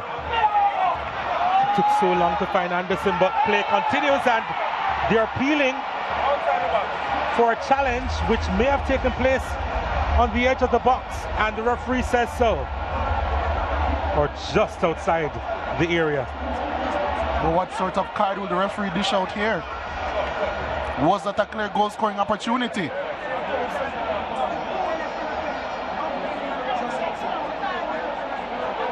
Well, McCullough was right there, you know. And I think that would have saved him. Yeah, and I think there was a defender retreating. There were 3v3. But I spoke moments ago that Tope is that person that I feel just is that weak person in this back line. He came in not with a confidence, but even the headers that he's been playing, not getting purchase on his defensive header. I'm not sure he really had planned to come into this game today, but he's there, and he's going to have to get the mettle, the mindset to really deal with this. It's the first time that Cavalier really has had even numbers going at this back line. And it was a poor giveaway up the field that caused that for Mount Pleasant. The alarm bells were ringing and might just yet still be ringing. Who's going to be taking this free kick to try and get the better of Shaquan Davis in goal? Davis is now organizing his ball. Ronaldo Robinson is there. Adrian Reed Jr. is also there. But that's a massive wall to try and get over, and then under the bar to get by the massive Shaquan Davis. All the best, guys. Let's see what will take place here. It's a 5-man wall set up by Davis. There needs to be some power behind it. Cavalier looking for the equalizer here. Will it be Reed? Will it be Robinson? It's Robinson, and the wall did its job. Yeah, I felt initially that maybe they needed to shift and create a better angle at goal. But I think Mount Pleasant realized what they were about to do where that was concerned and just dragged the player back. McClear sends it inside looking for Anderson, and Bailey gets a vital touch away from Irving, who comes back, recovers well. Bailey now looking for options, finding his striker Trevante Stewart. Stewart with the ding, too much on it.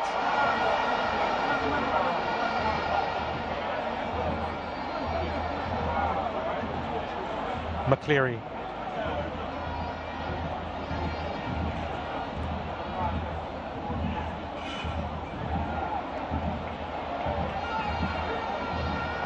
Doxley, Campbell.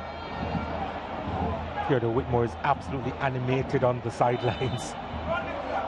I've never seen him this animated.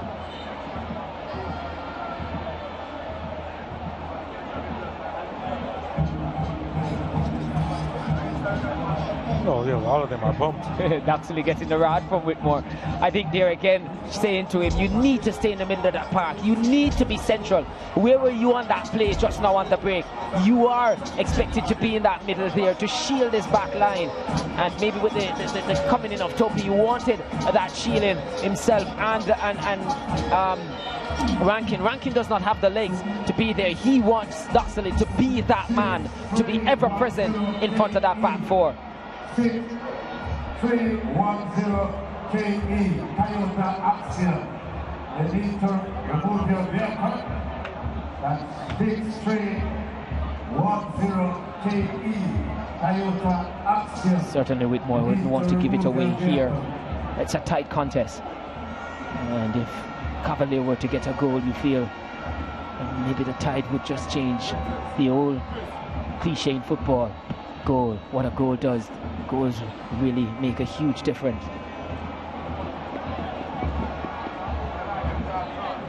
They're going to make a couple of changes. Ricardo Morris coming on, Jordan Fletcher coming on as well. And in terms of quality, changes don't get much better than that across this league.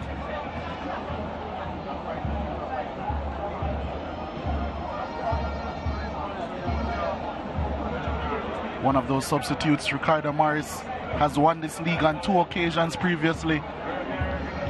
He'll be itching to contribute to doing it yet again. He's lost his place in the team recently due to probably just a lack of hard work, a lack of patience in the middle. But what he does have is experience and a bucket load of quality, Ricardo Morris. Cavalier need a bucket load of quality right now. Not with that play, but they do have a throw.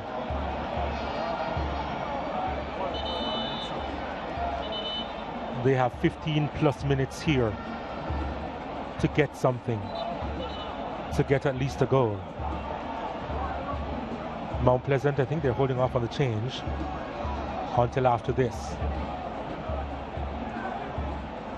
It's a long throw taken by Cavalier.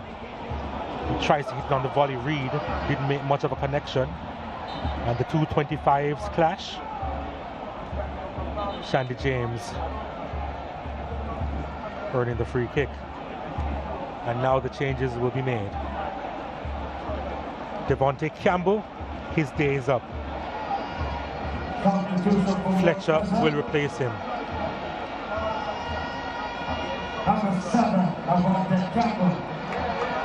Shandy James has put in a really good shift. He comes off and is replaced by Ricardo Morris.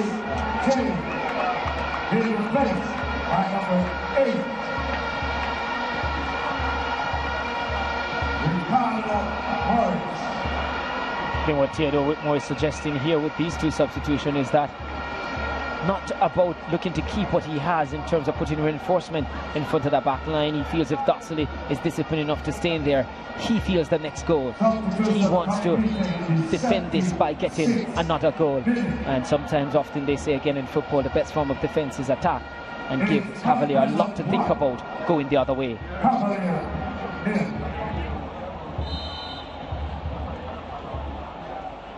Thomas finds the turf again.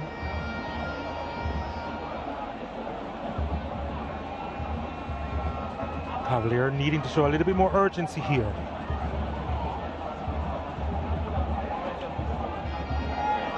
Ming.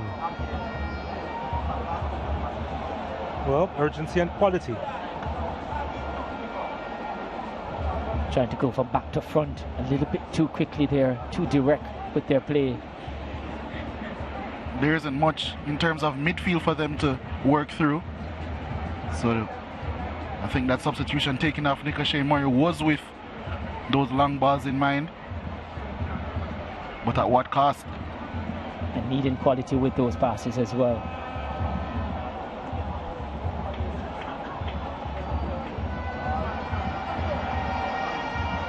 Fletcher sends it wide. Bailey on it. Gets the return ball. Was there a handled ball from Leng? The crowd thinks so. It's worth having a look at that one again.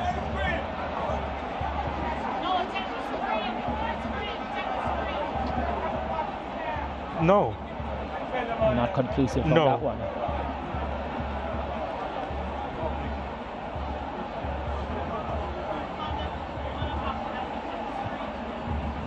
Bailey trying to get by McCleary.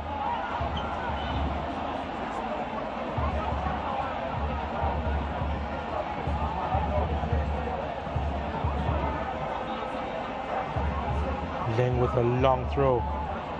For Mount Pleasant, they get it back. Bailey.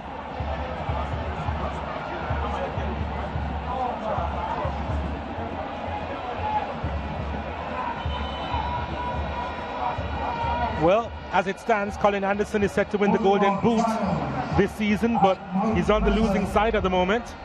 Yeah, I was about to say the game was so gripping that we've all forgotten about the Golden Boot race, but didn't help by these two strikers being muzzled today, being really kept quiet. And there again, Whitmore saying, look, stay central, left and right, just do not go too far outside. I used to tell my defensive midfielder, 5 yards of that center circle, do not vary too far outside of that. The ball doesn't have a string on it that is short, and you can't get it. The Sportsman's App moment is the moment of the game so far from Sule Makata, his second goal this season. Fine finish, fine header. He's been here before. We've seen him doing it in the past for United, and he wants this title for the team from Runaway Bay. And that's the Sportsman's App moment of the game so far. But it will be the Sportsman's App moment because that's what we've had, but it's not necessarily the moment of the game, but certainly has made the girls happy, which we saw in that clip there.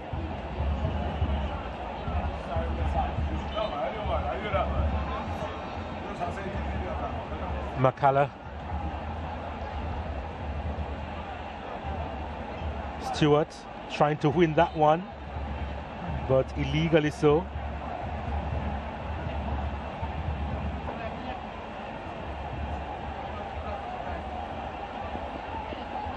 We've seen this game how he can be a handful, Trevante Stewart. Jordan Fletcher. Stewart is onside. The flag stays down. Trevante Stewart on his left. It's blocked. He looked almost weary as he went forward on that occasion, the striker. I was about to say, did that in slow motion.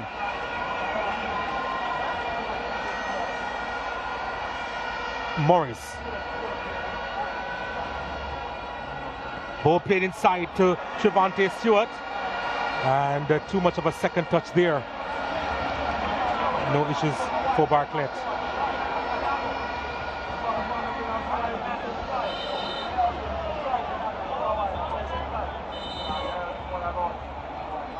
Cavalier will be making a couple of changes.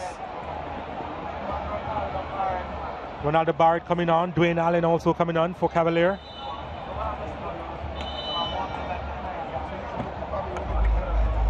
The youngster Adrian Reed will have better games. A learning curve for him this season. Barrett replaces him.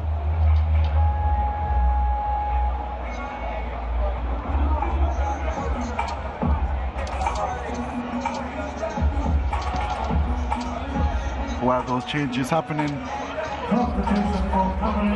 Leonardo Rankin needed some assistance. Surprised he's been in the game as long as he has. Rankin usually he's out of it by now. Yeah, that's true. The second change, by the way, is Allen coming on for Ronaldo Robinson. Yeah, so the experiment with Robinson really didn't come out for speed tonight. Really looking to create distractions for Mount Pleasant, for them to having to deal with him and probably leave Colin Anderson free there. That was never going to happen, but the fact that they did that, he was hoping that Ronaldo Robinson would have been able to be potent, lethal enough to take advantage of that attention given to Anderson. That didn't materialize either. Rankin here, getting a lot of water, maybe just trying to refuel himself. Leng looking to deliver, deflected inside, still in the area. It's a chance. Anderson! Colin Anderson, the gem of the Cavalier season, gets his 20th goal this season. He has been locked out all game, but there he was on the doorstep to deliver for Cavalier again. And the equaliser, crucial in this JPL final. We're at 1-1. Yeah, certainly 1-1. We talk about the tide changing if a goal were to come, and who best to do it? Yes, he has delivered. He's the big man for them, but Mount Pleasant never dealt with it well. Cavalier met that first ball, and they've been getting to that second one. Poor clearance from Dyer, and once it fell off his boot, Anderson was quickest to react to this one. And the expert finisher that he has become, you can't give him that time and space. No chance for Davis in goal with Anderson from such close range. He's an expert finisher, and he was right here at the right time, right moment to gobble up any spills, and that was a spill from Mount Pleasant and made into a goal by Colin Anderson. He just started playing football in 2017, Colin Anderson, 1 year of Manning Cup, and look where he's at now, at the top of the goal scorers charts. His 20th this season. Took the opportunity when he came. He only needed a touch. Colin Anderson, number 20 for the season. But more importantly, he has drawn Cavalier level in this JPL final. We have a serious game on our hands now. Donald, you said that there was another goal in this one. It has come.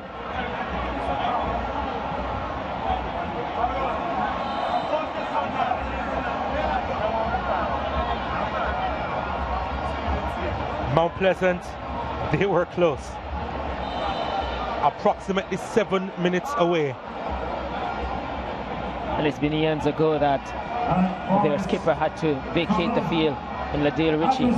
And maybe, just maybe, they're paying for that because he's an organizer. He's one that normally gets his head onto those balls coming into the box. Would have made a good clearance.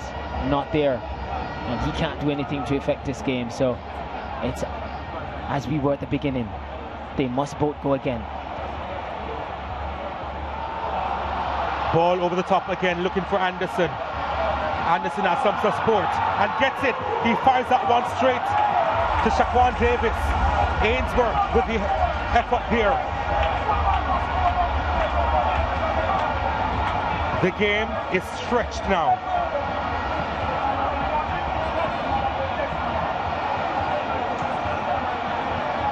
Not committing a lot forward.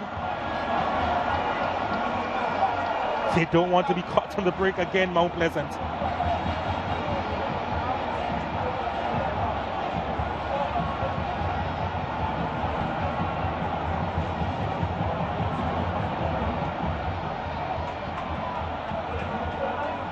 Rankin finding McCullough. McCullough sends it inside, way over the head of Stewart.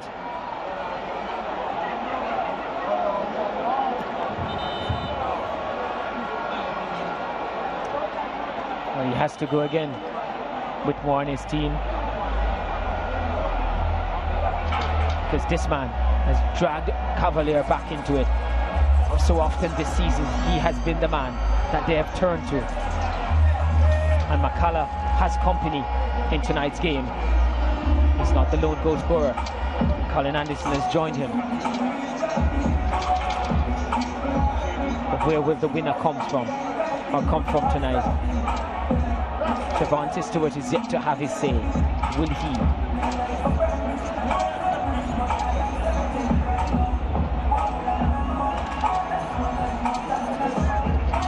I think Jaden White actually picked up a yellow card in the celebration.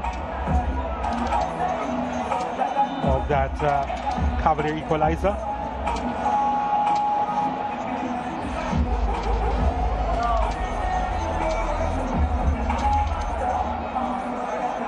Three minutes to go, plus any time added for stoppages. We may be heading to extra time. One thing is for sure, both these two teams know what it is to score late goals. Both in those 4 meetings prior to this one registered 1-0 win, which came after the 90th minute. Topi and Irwin both still on the park, along with other big name players like Stewart trying to win that one from McCleary and couldn't on that occasion. Ranking on it. Morris. Ricardo Morris. Corner kick to Mount Pleasant. They've been having trouble defending corner kicks all evening, Cavalier. Can they withstand this one? To confirm, Jaden Wright did get the yellow card for excessive celebration. Here's a corner kick for Mount Pleasant. It's a good delivery! He's done it again! Sule McCullough has done it again! He's wearing the captain's armband, and he is the chosen one, surely, for Mount Pleasant. That's his second goal in this final, his third this season. He has saved his best game for last. And is that the clincher?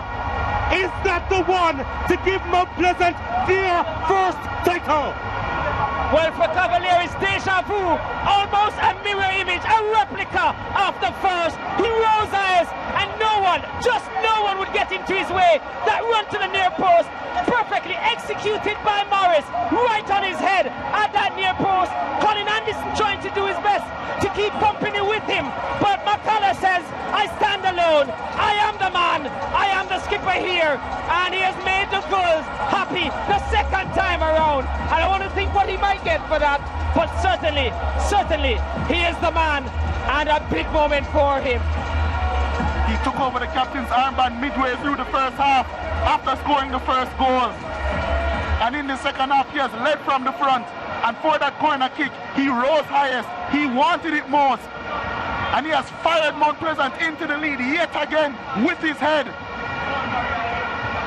Sule McCullough, a half a decade at Mount Pleasant. He's been with them from the start of their journey for this most prestigious title. And now he has put them oh so close to touching their dream. Oh so close to lifting their first. The entire parish of St. Anne, they have come to Sabina Park for this moment. And will they now be able to celebrate? Cavalier still looking for the equalizer again. And Shaquan Davis will hold on for dear life. Mind I remind the viewers as well that it may not yet be over. I spoke about the scoring after 90 minutes. These two teams would have been able to do that, and they've had a 2-2 draw already this season in round 17. McCullough told the Jamaica Observer, going into the final, I just told my teammates to keep a cool head as the job is not yet finished. We have to double our efforts, and the most difficult game is yet to come. It's been a difficult one, but they now lead it by 2-1, and we have 8 minutes of stoppages to play. He wanted his teammates to double their efforts. He certainly doubled his, and he scored a crucial ball double played here. inside, looking for Anderson, couldn't quite control. And the clearance made by Mount Pleasant to the edge of the box. They hack it out of their own half. Anywhere will do. It's a long time though, and it will come back at them. Thomas trying to nut it inside. Not the most convincing clearance. Leng is up there. Again, another booty clearance. Can they do this for the next 6.5 minutes? Well, they'll have to try and do it. It's Topi again with a missed time clearance. Also, Dyer who was culprit with that equalizer. They have to do better, those two. Ball coming inside the area. Cavalier, I suspect they will dominate the majority of the possession here in the remaining few minutes of this one.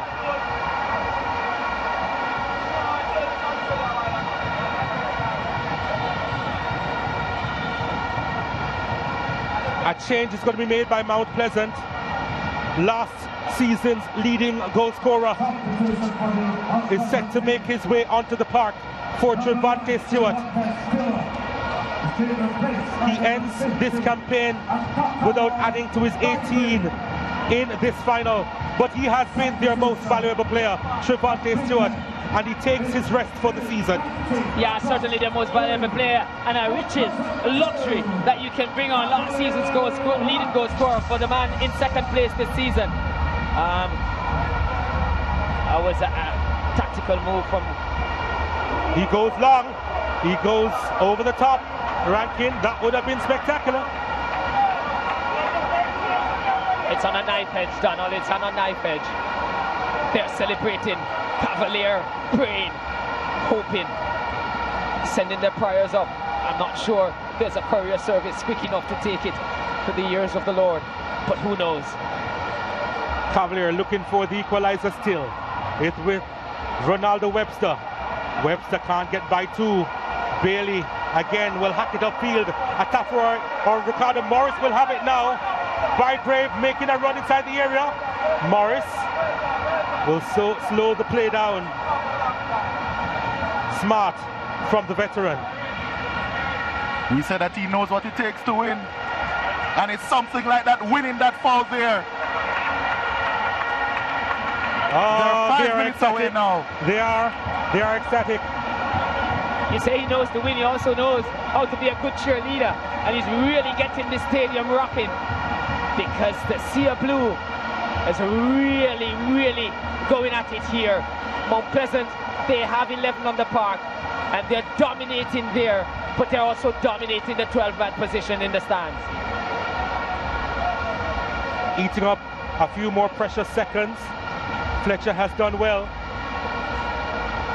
Bailey will get there. Morris.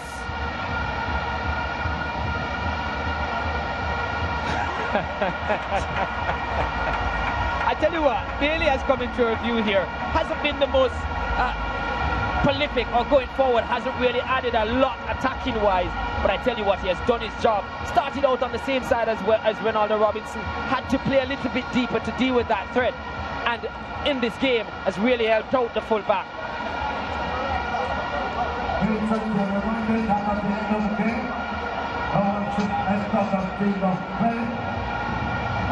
Bygrave sliding in.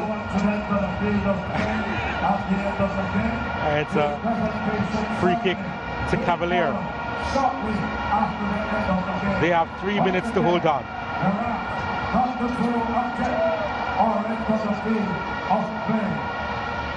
Topi was looking for the free kick, gets it. They are even closer now. Mount Pleasant, they can feel it, they can taste it. I suspect, Donald, that the way they're behaving here, the spectators, the supporters, the fans of Mount Pleasant, I'm veering my way to Trelawney tomorrow. After pass through St. Anne, I suspect that I'll go into a motorcade at some point tomorrow, the first for the parish, and a long wait for them. The celebrations, I suspect, will go long into the night if they were able to continue and go over the line. And I tell you, yeah, the pitch here, we see a lot of green grass on this pitch. It could be all blue at the end of this whistle. Not encouraging them to go there, but you know, I don't think they have enough security forces here to block this crowd of at least 11,000, maybe more, inside Sabina Park. Well, so many names have listed this title. Santos, Arnett Gardens, Cavalier, Tivoli Gardens, Boys Town, Jamaica Defence Force, Montego Bay United, or SEBA as they were known first, Wadada, Reno, Portmore United / Hazard United, Violet Kickers, Waterhouse, and the most recent Harbour View. Mount Pleasant looking to become the 14th team to be the national champions on this rock. They are close. And Donald, I remember early in the season you said the addition of those 12 players to Mount Pleasant brought not just skill and quality, but the ability to the graph result, to grind it out. There it is! That is the final whistle! They are known for sea and sand. They are known for the wind and the waves.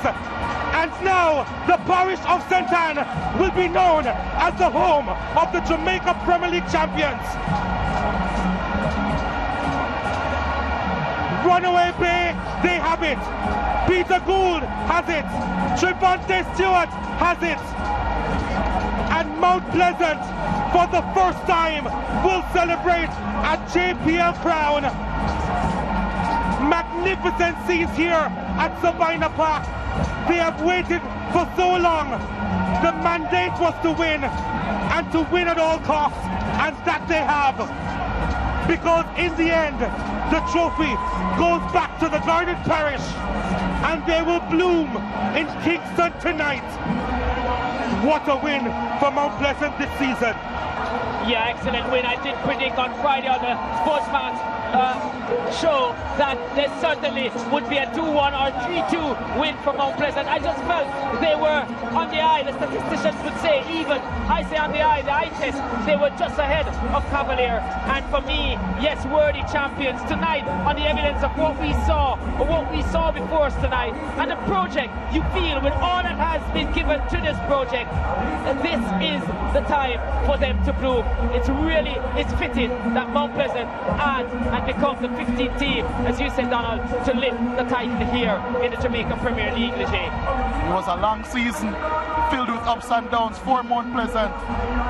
They tried. They had dips in form, they had upturns in form, but that most specific upturn in form has come at the perfect time. They beat the regular season champs in Iron Guns in the semis. They beat the team that came in second in the regular season in the final. Mount Pleasant have come to the fore, and they have done what champions do, and they have won. They have provided their fans with this moment in the pivotal time. Look at what it means, not only to the fans, to the players, everyone. These are absolute scenes. Peter Gould has invested so much of his time, of his money, of his resources into this club. And in 5 short years, it has beared enormous fruit. Seven short years, it has beared enormous fruit. Yeah, certainly, Leger. It seems here. In coming up today, I said I passed a lot of supporters in St. Anne, and they really made their way here. You talk about the ups and downs between round 17 and round 22. They did not win a game. 4 drawn and 2 losses coincided with a dip in form for Trevante Stewart, who didn't score, who just scored 2 goals between round 14 and round 25. But they have come back at the right time, peaking at the right time, and certainly coming to the fore at the right time. This is Mount Pleasant at their best, lifting the title. In short order, they will pick it up literally, but they are Jamaica Premier League champions for 2023.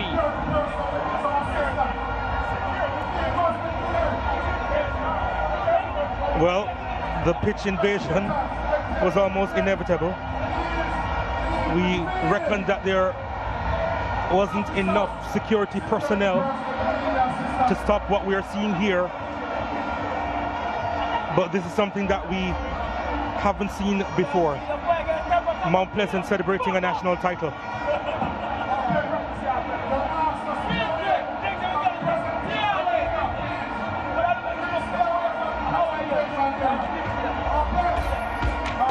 As we take a look at the full-time highlights here, and Mount Pleasant with a lot of the possession, a lot of the running. Trevante Stewart did let one fly pretty early in this piece. No issues there for Bina Bartlett, but there were issues there. What a header that was from Sule Makala. It was his 2nd goal this season. and he guided that one home.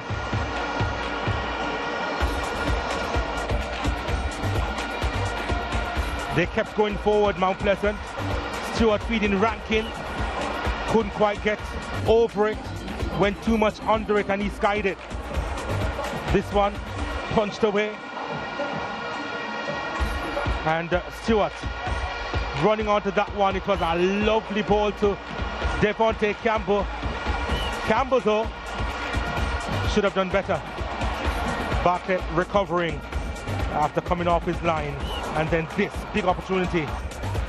Lovely ball to McCleary, couldn't get a proper header on that, and the flag stayed down against Trevante Stewart, who fired that one straight to Bartlett, who had to hold on to this one at the second attempt. James to Stewart, turning and shooting wide of the mark. Didn't have a lot of power behind it as well. And Ronaldo Robinson, his effort just wide of the mark. Cavalier kept pushing, kept fighting, and they would eventually get the equalizer. Shaniel Thomas with the assist. Colin Anderson with his 20th goal this season. The first Jamaican striker in the Premier League to get 20 goals since Craig Foster did it in the 2014-2015 season. And he got the equalizer. It was a timely one, and probably they thought they could have got this to extra time. A real poacher, Colin Anderson, and he will go on from strength to strength here.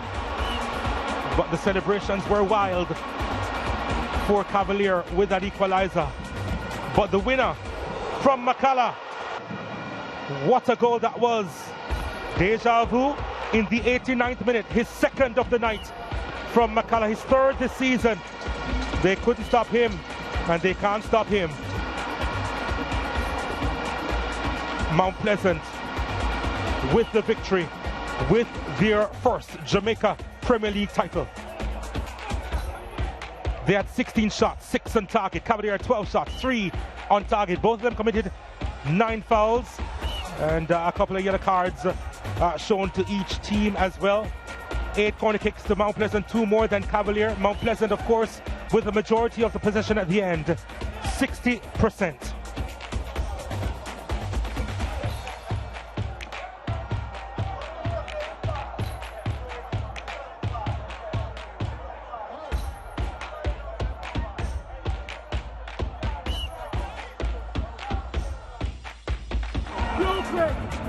Sule, what a performance. Congratulations on the victory. Do you ever dream that you would score a brace in the final to lift the title for Mount Pleasant? Well, before the game, you know, I tell the masseur that I have 2 goals, one in the top goal and one in the other one. So it was planned. You did an interview earlier as well with the Jamaica Observer, and you spoke about the fact that you felt that now that you're here, you just needed to keep a calm head and you'll get the job done for your club. Did you have any doubt? No, we didn't have any doubt because we know our quality and we know want to play our game. You know, we're on the right track to win. And to carry the captain's armband as well, that must be a great joy for you to lead this team to victory. Well, definitely. You know, that's what I came out here to do, and I did it. I lead by example, and I put my team on the forefront. 24 goals in your Premier League career. Is there any more important than those 2 you did tonight? Well, no. I know you've won the Premier League obviously before at Portmore United, but what does this mean considering Mount Pleasant had never won before? Well, this means a lot. This means a lot. This is history, and this will go down as a legacy tonight. Yeah. Go enjoy with your team. Congratulations, all the best. Enjoy. Sule McCalla there, the man of the match. A brace for Mount Pleasant, wearing the captain's armband as well. And he will receive his award as well, trophy, as well as goodies in the bag from Digicel. Proud moment for Sule McCalla, Premier League winner when he was at Portmore United, and now doing it again.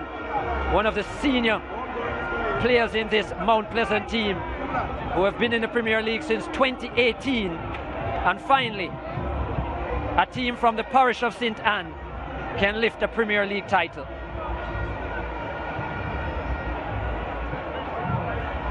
More prizes and surprises for him coming in. This on behalf of Sportsmax as well. Sule McCalla. Rudolph Speed is now with me. Rudolph, tough night for Cavalier, but you fought right till the end, even with adversity. And at one stage, you thought you might have taken it into extra time. Talk me through the match. Oh yeah, I thought if we had gone to extra time, we would have taken over because they had to be making a lot of changes. The quality was going down. But stranger things have happened. But two-headed goal by Sule, I wouldn't have dreamed that would happen. It seemed like a masterstroke at first when you left those substitutions so late. But yet they came in and impacted the game within 5 minutes. Chanel Thomas and company, Dwayne Allen and so on. And it was actually Thomas's assist that led to the Colin Anderson goal. Oh yes, that was what we planned. Because we thought, you know, we didn't want to give it away early, so we make sure it stay at 1. Then we tried our best to get on even terms, which we did. Just unfortunate at the end, we wasn't able to hold on to the extra time. Talk to me about the season of your main marksman as well. He got to that 20 goal mark.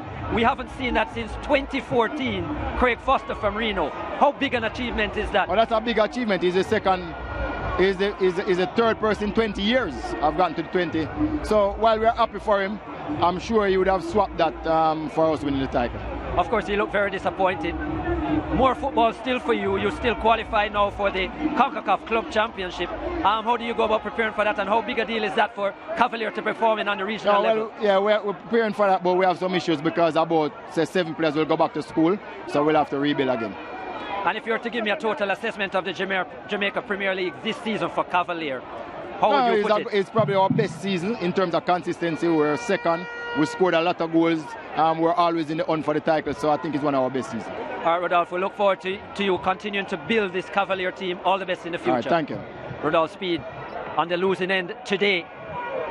But yeah, no shame in the performance. And the two men at the helm of Mount Pleasant's technical staff come into play, Theodore Tapper-Whitmore and Davian Ferguson. Gentlemen, congratulations on the win. How does it feel?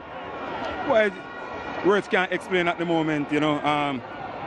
We set out on a journey, you know, and we have completed the journey this afternoon, you know, so I'm very proud of the team, the technical staff, the medical staff, the auxiliary staff, you know, the management, everyone. Tapper, you did it as a player, obviously, when you were at Violet Kickers. You've now done it as a manager at the Premier League level. How different is that, a feeling or a responsibility for you? Well, both, you know, because you have to take responsibility. You know, it's a tough season. We went through a lot. The road wasn't easy, but, you know, we patched here and there, you know, till we finally did it this afternoon. David, I'm going to bring you into the frame now a bit. Working as the assistant under Theodore Whitmore, you have done it at the schoolboy level. How different a level is this at the Premier League, and how is it working with not only Tapper but the rest of the Mount Pleasant team? It's different, but it's similar because winning championship is just the same. The difference is that you're dealing with professional players. Most of them are adults, so sometimes they can be a little bit on the difficult side. But I think for the most part it was good. Working with Coach Whitmore, we have been working now for a very long time, behind the scenes, but finally we get to work together. It's wonderful. The partnership is great. And I was about to say, obviously there's other persons, Warren Barrett and so on, in the lineup as well. But the chemistry between you two, like we can see you on the sideline, is obviously excellent. How important is that? Obviously two different minds, maybe different tactics at times, but coming through with one decision at the end of it. It's very easy, to be honest with you. This doesn't start at Mount Pleasant, you know? Not coming from Mount Pleasant. We worked before. I know what Davian can do. I know what Davian can contribute to football in Jamaica. But it's like we have to come here and come to Mount Pleasant. We have nothing to prove. Nothing we have to prove, you know? And the support from the Gould family and so on at the helm of the club. How important was that for the club this season, and how good is that? Very important, man. And this is just the beginning of more trophy to come. A lot more. I must ask both of you now, you go on now to the club championship. You must be looking forward to that format, now a regional tournament. Can Mount Pleasant represent Jamaica well? I think the most important thing now is to just enjoy this moment, celebrate, and then we try to assess and then we prepare ourselves for that. But definitely, we will be a force to reckon within the club championship.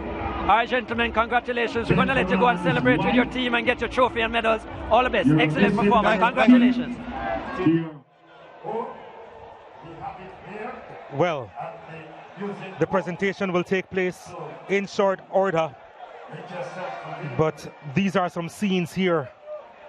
And Mount Pleasant, they now have their prize. Yeah, big prize as well for Mount Pleasant, as you hear Theodore Whitmore, Vivian Ferguson, how much it means to them. And yes, he said they have nothing to prove, but they really wanted to go there and succeed. And fourth coach in the last 4 years, they've chopped and changed, but this now looks like a winning formula. He says there's a lot more to come, and I wouldn't doubt him, because there's a lot of quality on the park, and I don't doubt that they have the resources to bring in more quality as well. And to take Mount Pleasant on the regional scene is something that I'm pretty sure the owners are delighted with, because this is a project that they don't want to be confined to Jamaica. They want to spread it to the region and show that in this Caribbean you can really have a massive project, and a good one as well. A lot of resources, finances being pumped into it, and we see them there among the fans, among the coaches and players, the owners, just wanted to continue to show their support, not just financially but physically. The goal is that every game before this season you'd see him on the bench as well. On the sidelines, right? Yeah, and sitting on the bench even before. So he loves football, he's integral in it. And but one thing though, he knows to allow the technical people to do their job and not just bearing down on them, but supporting them from a distance. Leger, it is a moment to remember for Mount Pleasant. Yeah, it's historic for them. Their very first trophy as a team, as a club. They did a lot to get here. People love to talk about the investment that a team puts in, but investment alone doesn't win trophies. There still needs to be a togetherness. There still needs to be a love amongst the team. And most importantly, there still needs to be a holistic team there to carry out the coach's instructions. And what must be said is that they carried out the coach's instructions, especially in the semi-final and in the final, to a T. And no one can argue that they didn't thoroughly deserve this trophy. Just a shot of Wally Downs there. He would have been in charge of Mount Pleasant and would have been unsuccessful in his attempt to actually win this title. But he's still very much a part of the infrastructure of the team from Stush in the Bush. And he will be pleased, and he looks pleased with the outcome here tonight at Sabina Park. Yeah, he's still the technical director for the academy, and as such continue to blood new talents. I see an advertisement with them going for new talent now, on a recruit for new talent, new young talent between the age of 11 and 15. So they continue their march on to dominate Jamaica's football. And we talk about the coaches, the goals, but there's a lot behind the scene as well. They do a lot of they have a lot of staff up there. Visited there a couple of times. The nutritional program, the recovery program, state-of-the-art technology to get them ready up and about for other games.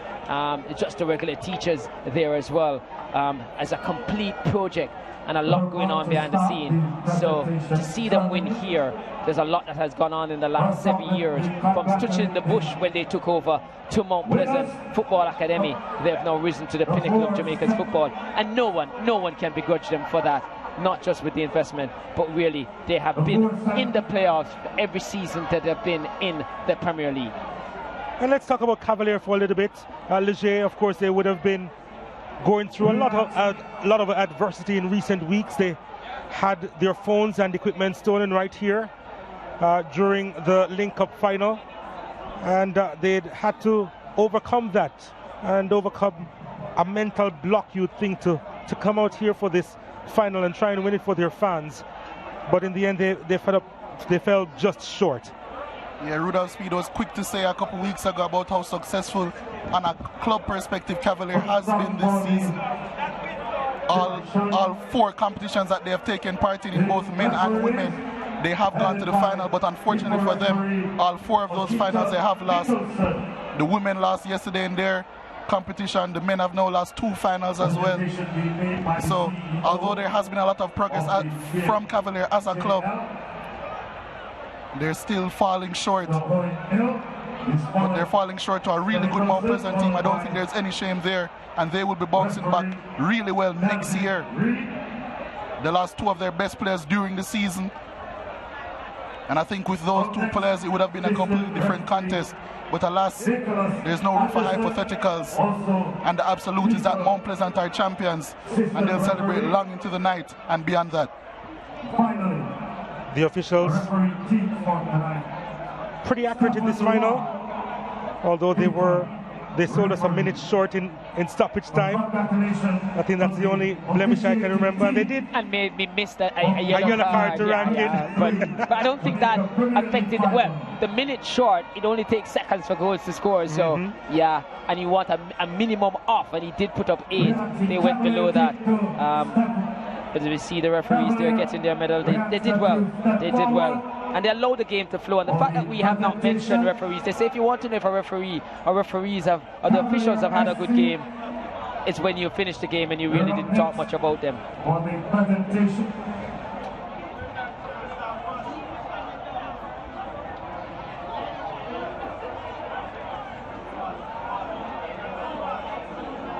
Well, Cavalier FC should be presented with their medals first.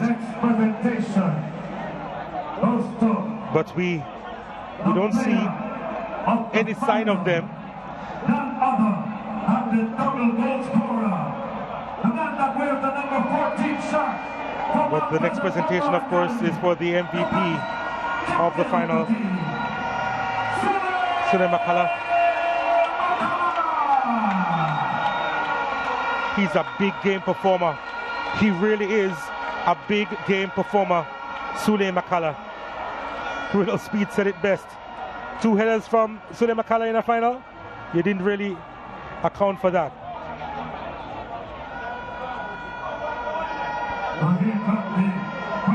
And they were mirror image of each other, Donald. For Cavalier will be beating themselves that they allowed him the amount of space on 2 occasions.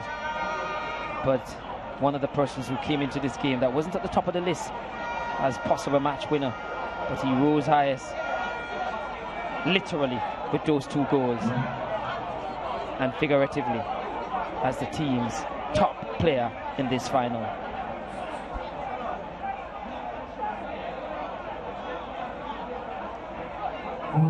Opportunity for the player of the final. He's going to remember this night for a really long time, Sule Makala. His performances, his goals. Good thing it's not a fake one. He'll hold this one for weeks. 23, the team that visited the winners' podium in 2021. Ladies and gentlemen, put your hands together. Here's the Cavalier team to collect their runners-up medals. They can be proud of their efforts, even in the midst of adversity. Of course, they'll be disappointed now. Led by Bartlett and Ming and Irving and company. Remember that they would have lost Dwayne Atkinson and Richard King, and they, in my opinion, would have formed part of the spine of this Cavalier team. But they're always rebuilding, even mid-season. Yeah, it's the model that Coach Speed has adopted over the years, and yeah, they've lost quality at both ends of the park. And when you have that, then it's always going to be difficult. But give them credit. I mean, the average age of the team so low. And the fact that they've made 2 finals. They say people don't normally remember the losers or the second place, but history will absorb them. Yes, they will be documented as doing so well in both knockout competitions. A young team. And as you said, they'll always be rebuilding, which is the challenge that he faces. So you can't just say, well, come next season, they'll be much better for the experience. But some will be around. And the key for him is to continue to mix those youthfulness with some experience that these players are gaining at the moment. The top scorer in the league, 20 goals, collecting his medal. And Jadine White as well. First player since the 2014-15 season to score 20 goals in a season, but he doesn't win the top prize. But he's going to bounce back though. Colin Anderson. I did say it in our commentary that in Colin Anderson, Coach Speed can look at a player that he could see the rise. His work is exemplified by Anderson in terms of when he started, what he has become over the years, his development to the point now where he is top scorer with 20 goals, just the third player to do that in top flight in Jamaica. It says a lot about him, and that comes down to sheer desire and hard work and believe in oneself. And certainly he will continue to torment defenders, and he will take that on the regional stage, and I'm pretty sure he will do well at that level.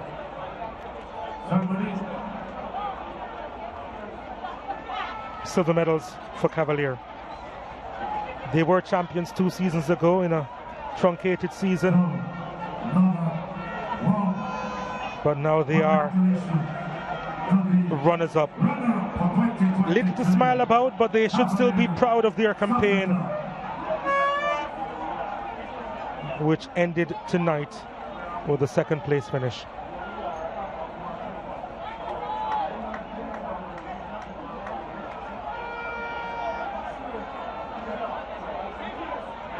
Presentation of runners-up medals, almost a formality these days, because the party will begin now. Certainly, and nobody wants to really put a silver medal around their neck in the football. It's what it is. But they'll look back at it when the dust settles. A lot of times you will look back and, yes, disappointed that you didn't win the big one, but will feel a sense of accomplishment and pride that you were able to dance on the big stage, the big moment once again.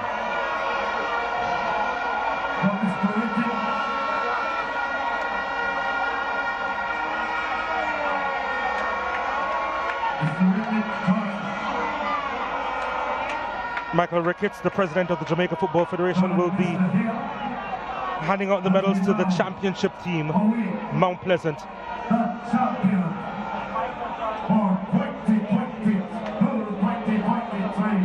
Jamaica Premier League. Ladies and gentlemen, on the 2023 Jamaica Premier League champion,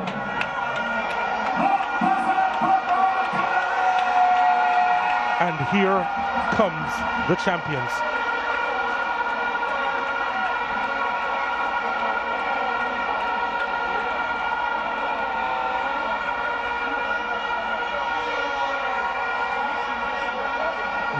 The championship side led by Ladale Ritchie. Could only play 25 minutes in the final. By the time he left the field, his team was in front by a goal to nil. But they really invested in their squad this season, Mount Pleasant. About 15 new players throughout the entire season. They got about 12 in pre-season in the summer transfer market. But I always mention it had to be the right combination. It had to be that specific quality of player which they got. They got a few from Dunby Holden who had shown fight last season. And of course, Trevante Stewart leading their charge this year. Yeah, and he led it so well, so well. His goals, as I said, came in patches, but when he is in a purple patch, is literally unplayable, unstoppable. Tonight he didn't score. He did contribute a lot, dropping into those pockets. Fletcher there, embraced by the Jamaica Football Federation President Ricketts. This man was really a tower of strength for them in the playoffs. 4 goals in the playoffs, saved them against a Dunby Holden in that first leg. Get that goal that kept them on level peggings to go into that second leg to dominate. And here, standing at the top of the podium. And in their midst, and we'll see him come up later, I'll wait for that. But this man collected the Golden Boot Award last year. I'm pretty sure this medal means a lot more to him this time around. Part of a team, part of a championship winning squad.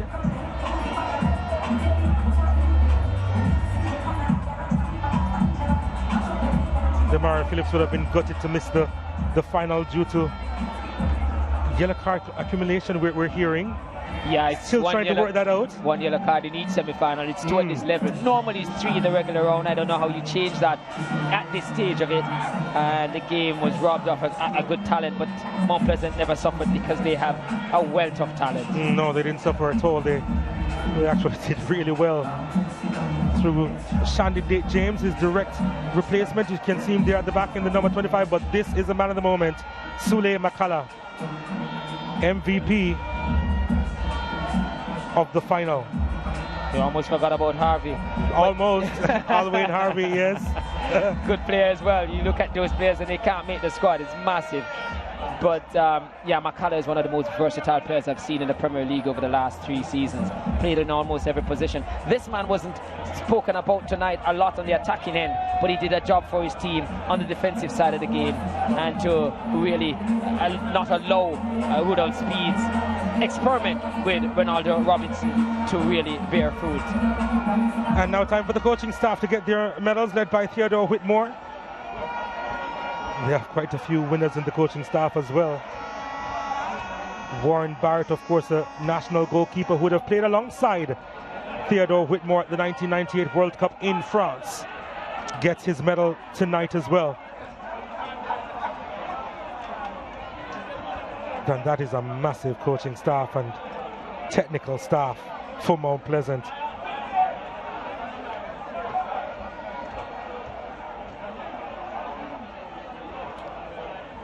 This is what they've wanted for a while. And now it's the perfect combination to produce a perfect night for them. Yeah, when they came up to the Premier League, Paul Teagut Davis was at them when they were in the Tier 2 and the playoff. They came second, promoted to the Premier League back in 2018-2019. Dookie came in, didn't do the job. Whitmore held on for a while in 2020. Wally Downs came in 2021. Fell short. Theodore Whitmore and his crew delivered the prize. A prize so craved by the goals. And a victory that you feel will spur them to invest even more.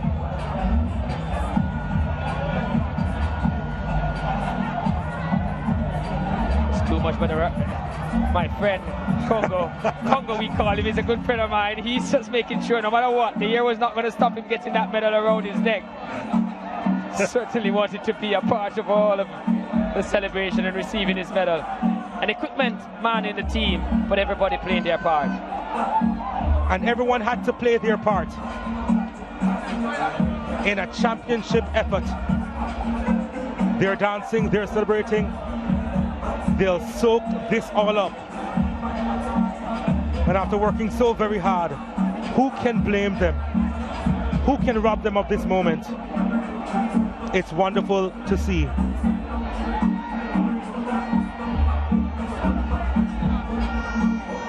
And there's the trophy, waiting to be raised. Ladies and gentlemen, please focus your attention. The moment It's almost time that every team for Mount Pleasant when they enter a football to lift competition or the any prize competition, of their desires. the presentation of the trophy. They are the pride of St. Anne tonight. From Runaway Bay, Mount Pleasant are your Jamaica Premier League champions for the 2022-2023 season. What a moment for them tonight. Massive, massive moment for them. And I tell you what, it is going to go well into tomorrow as well.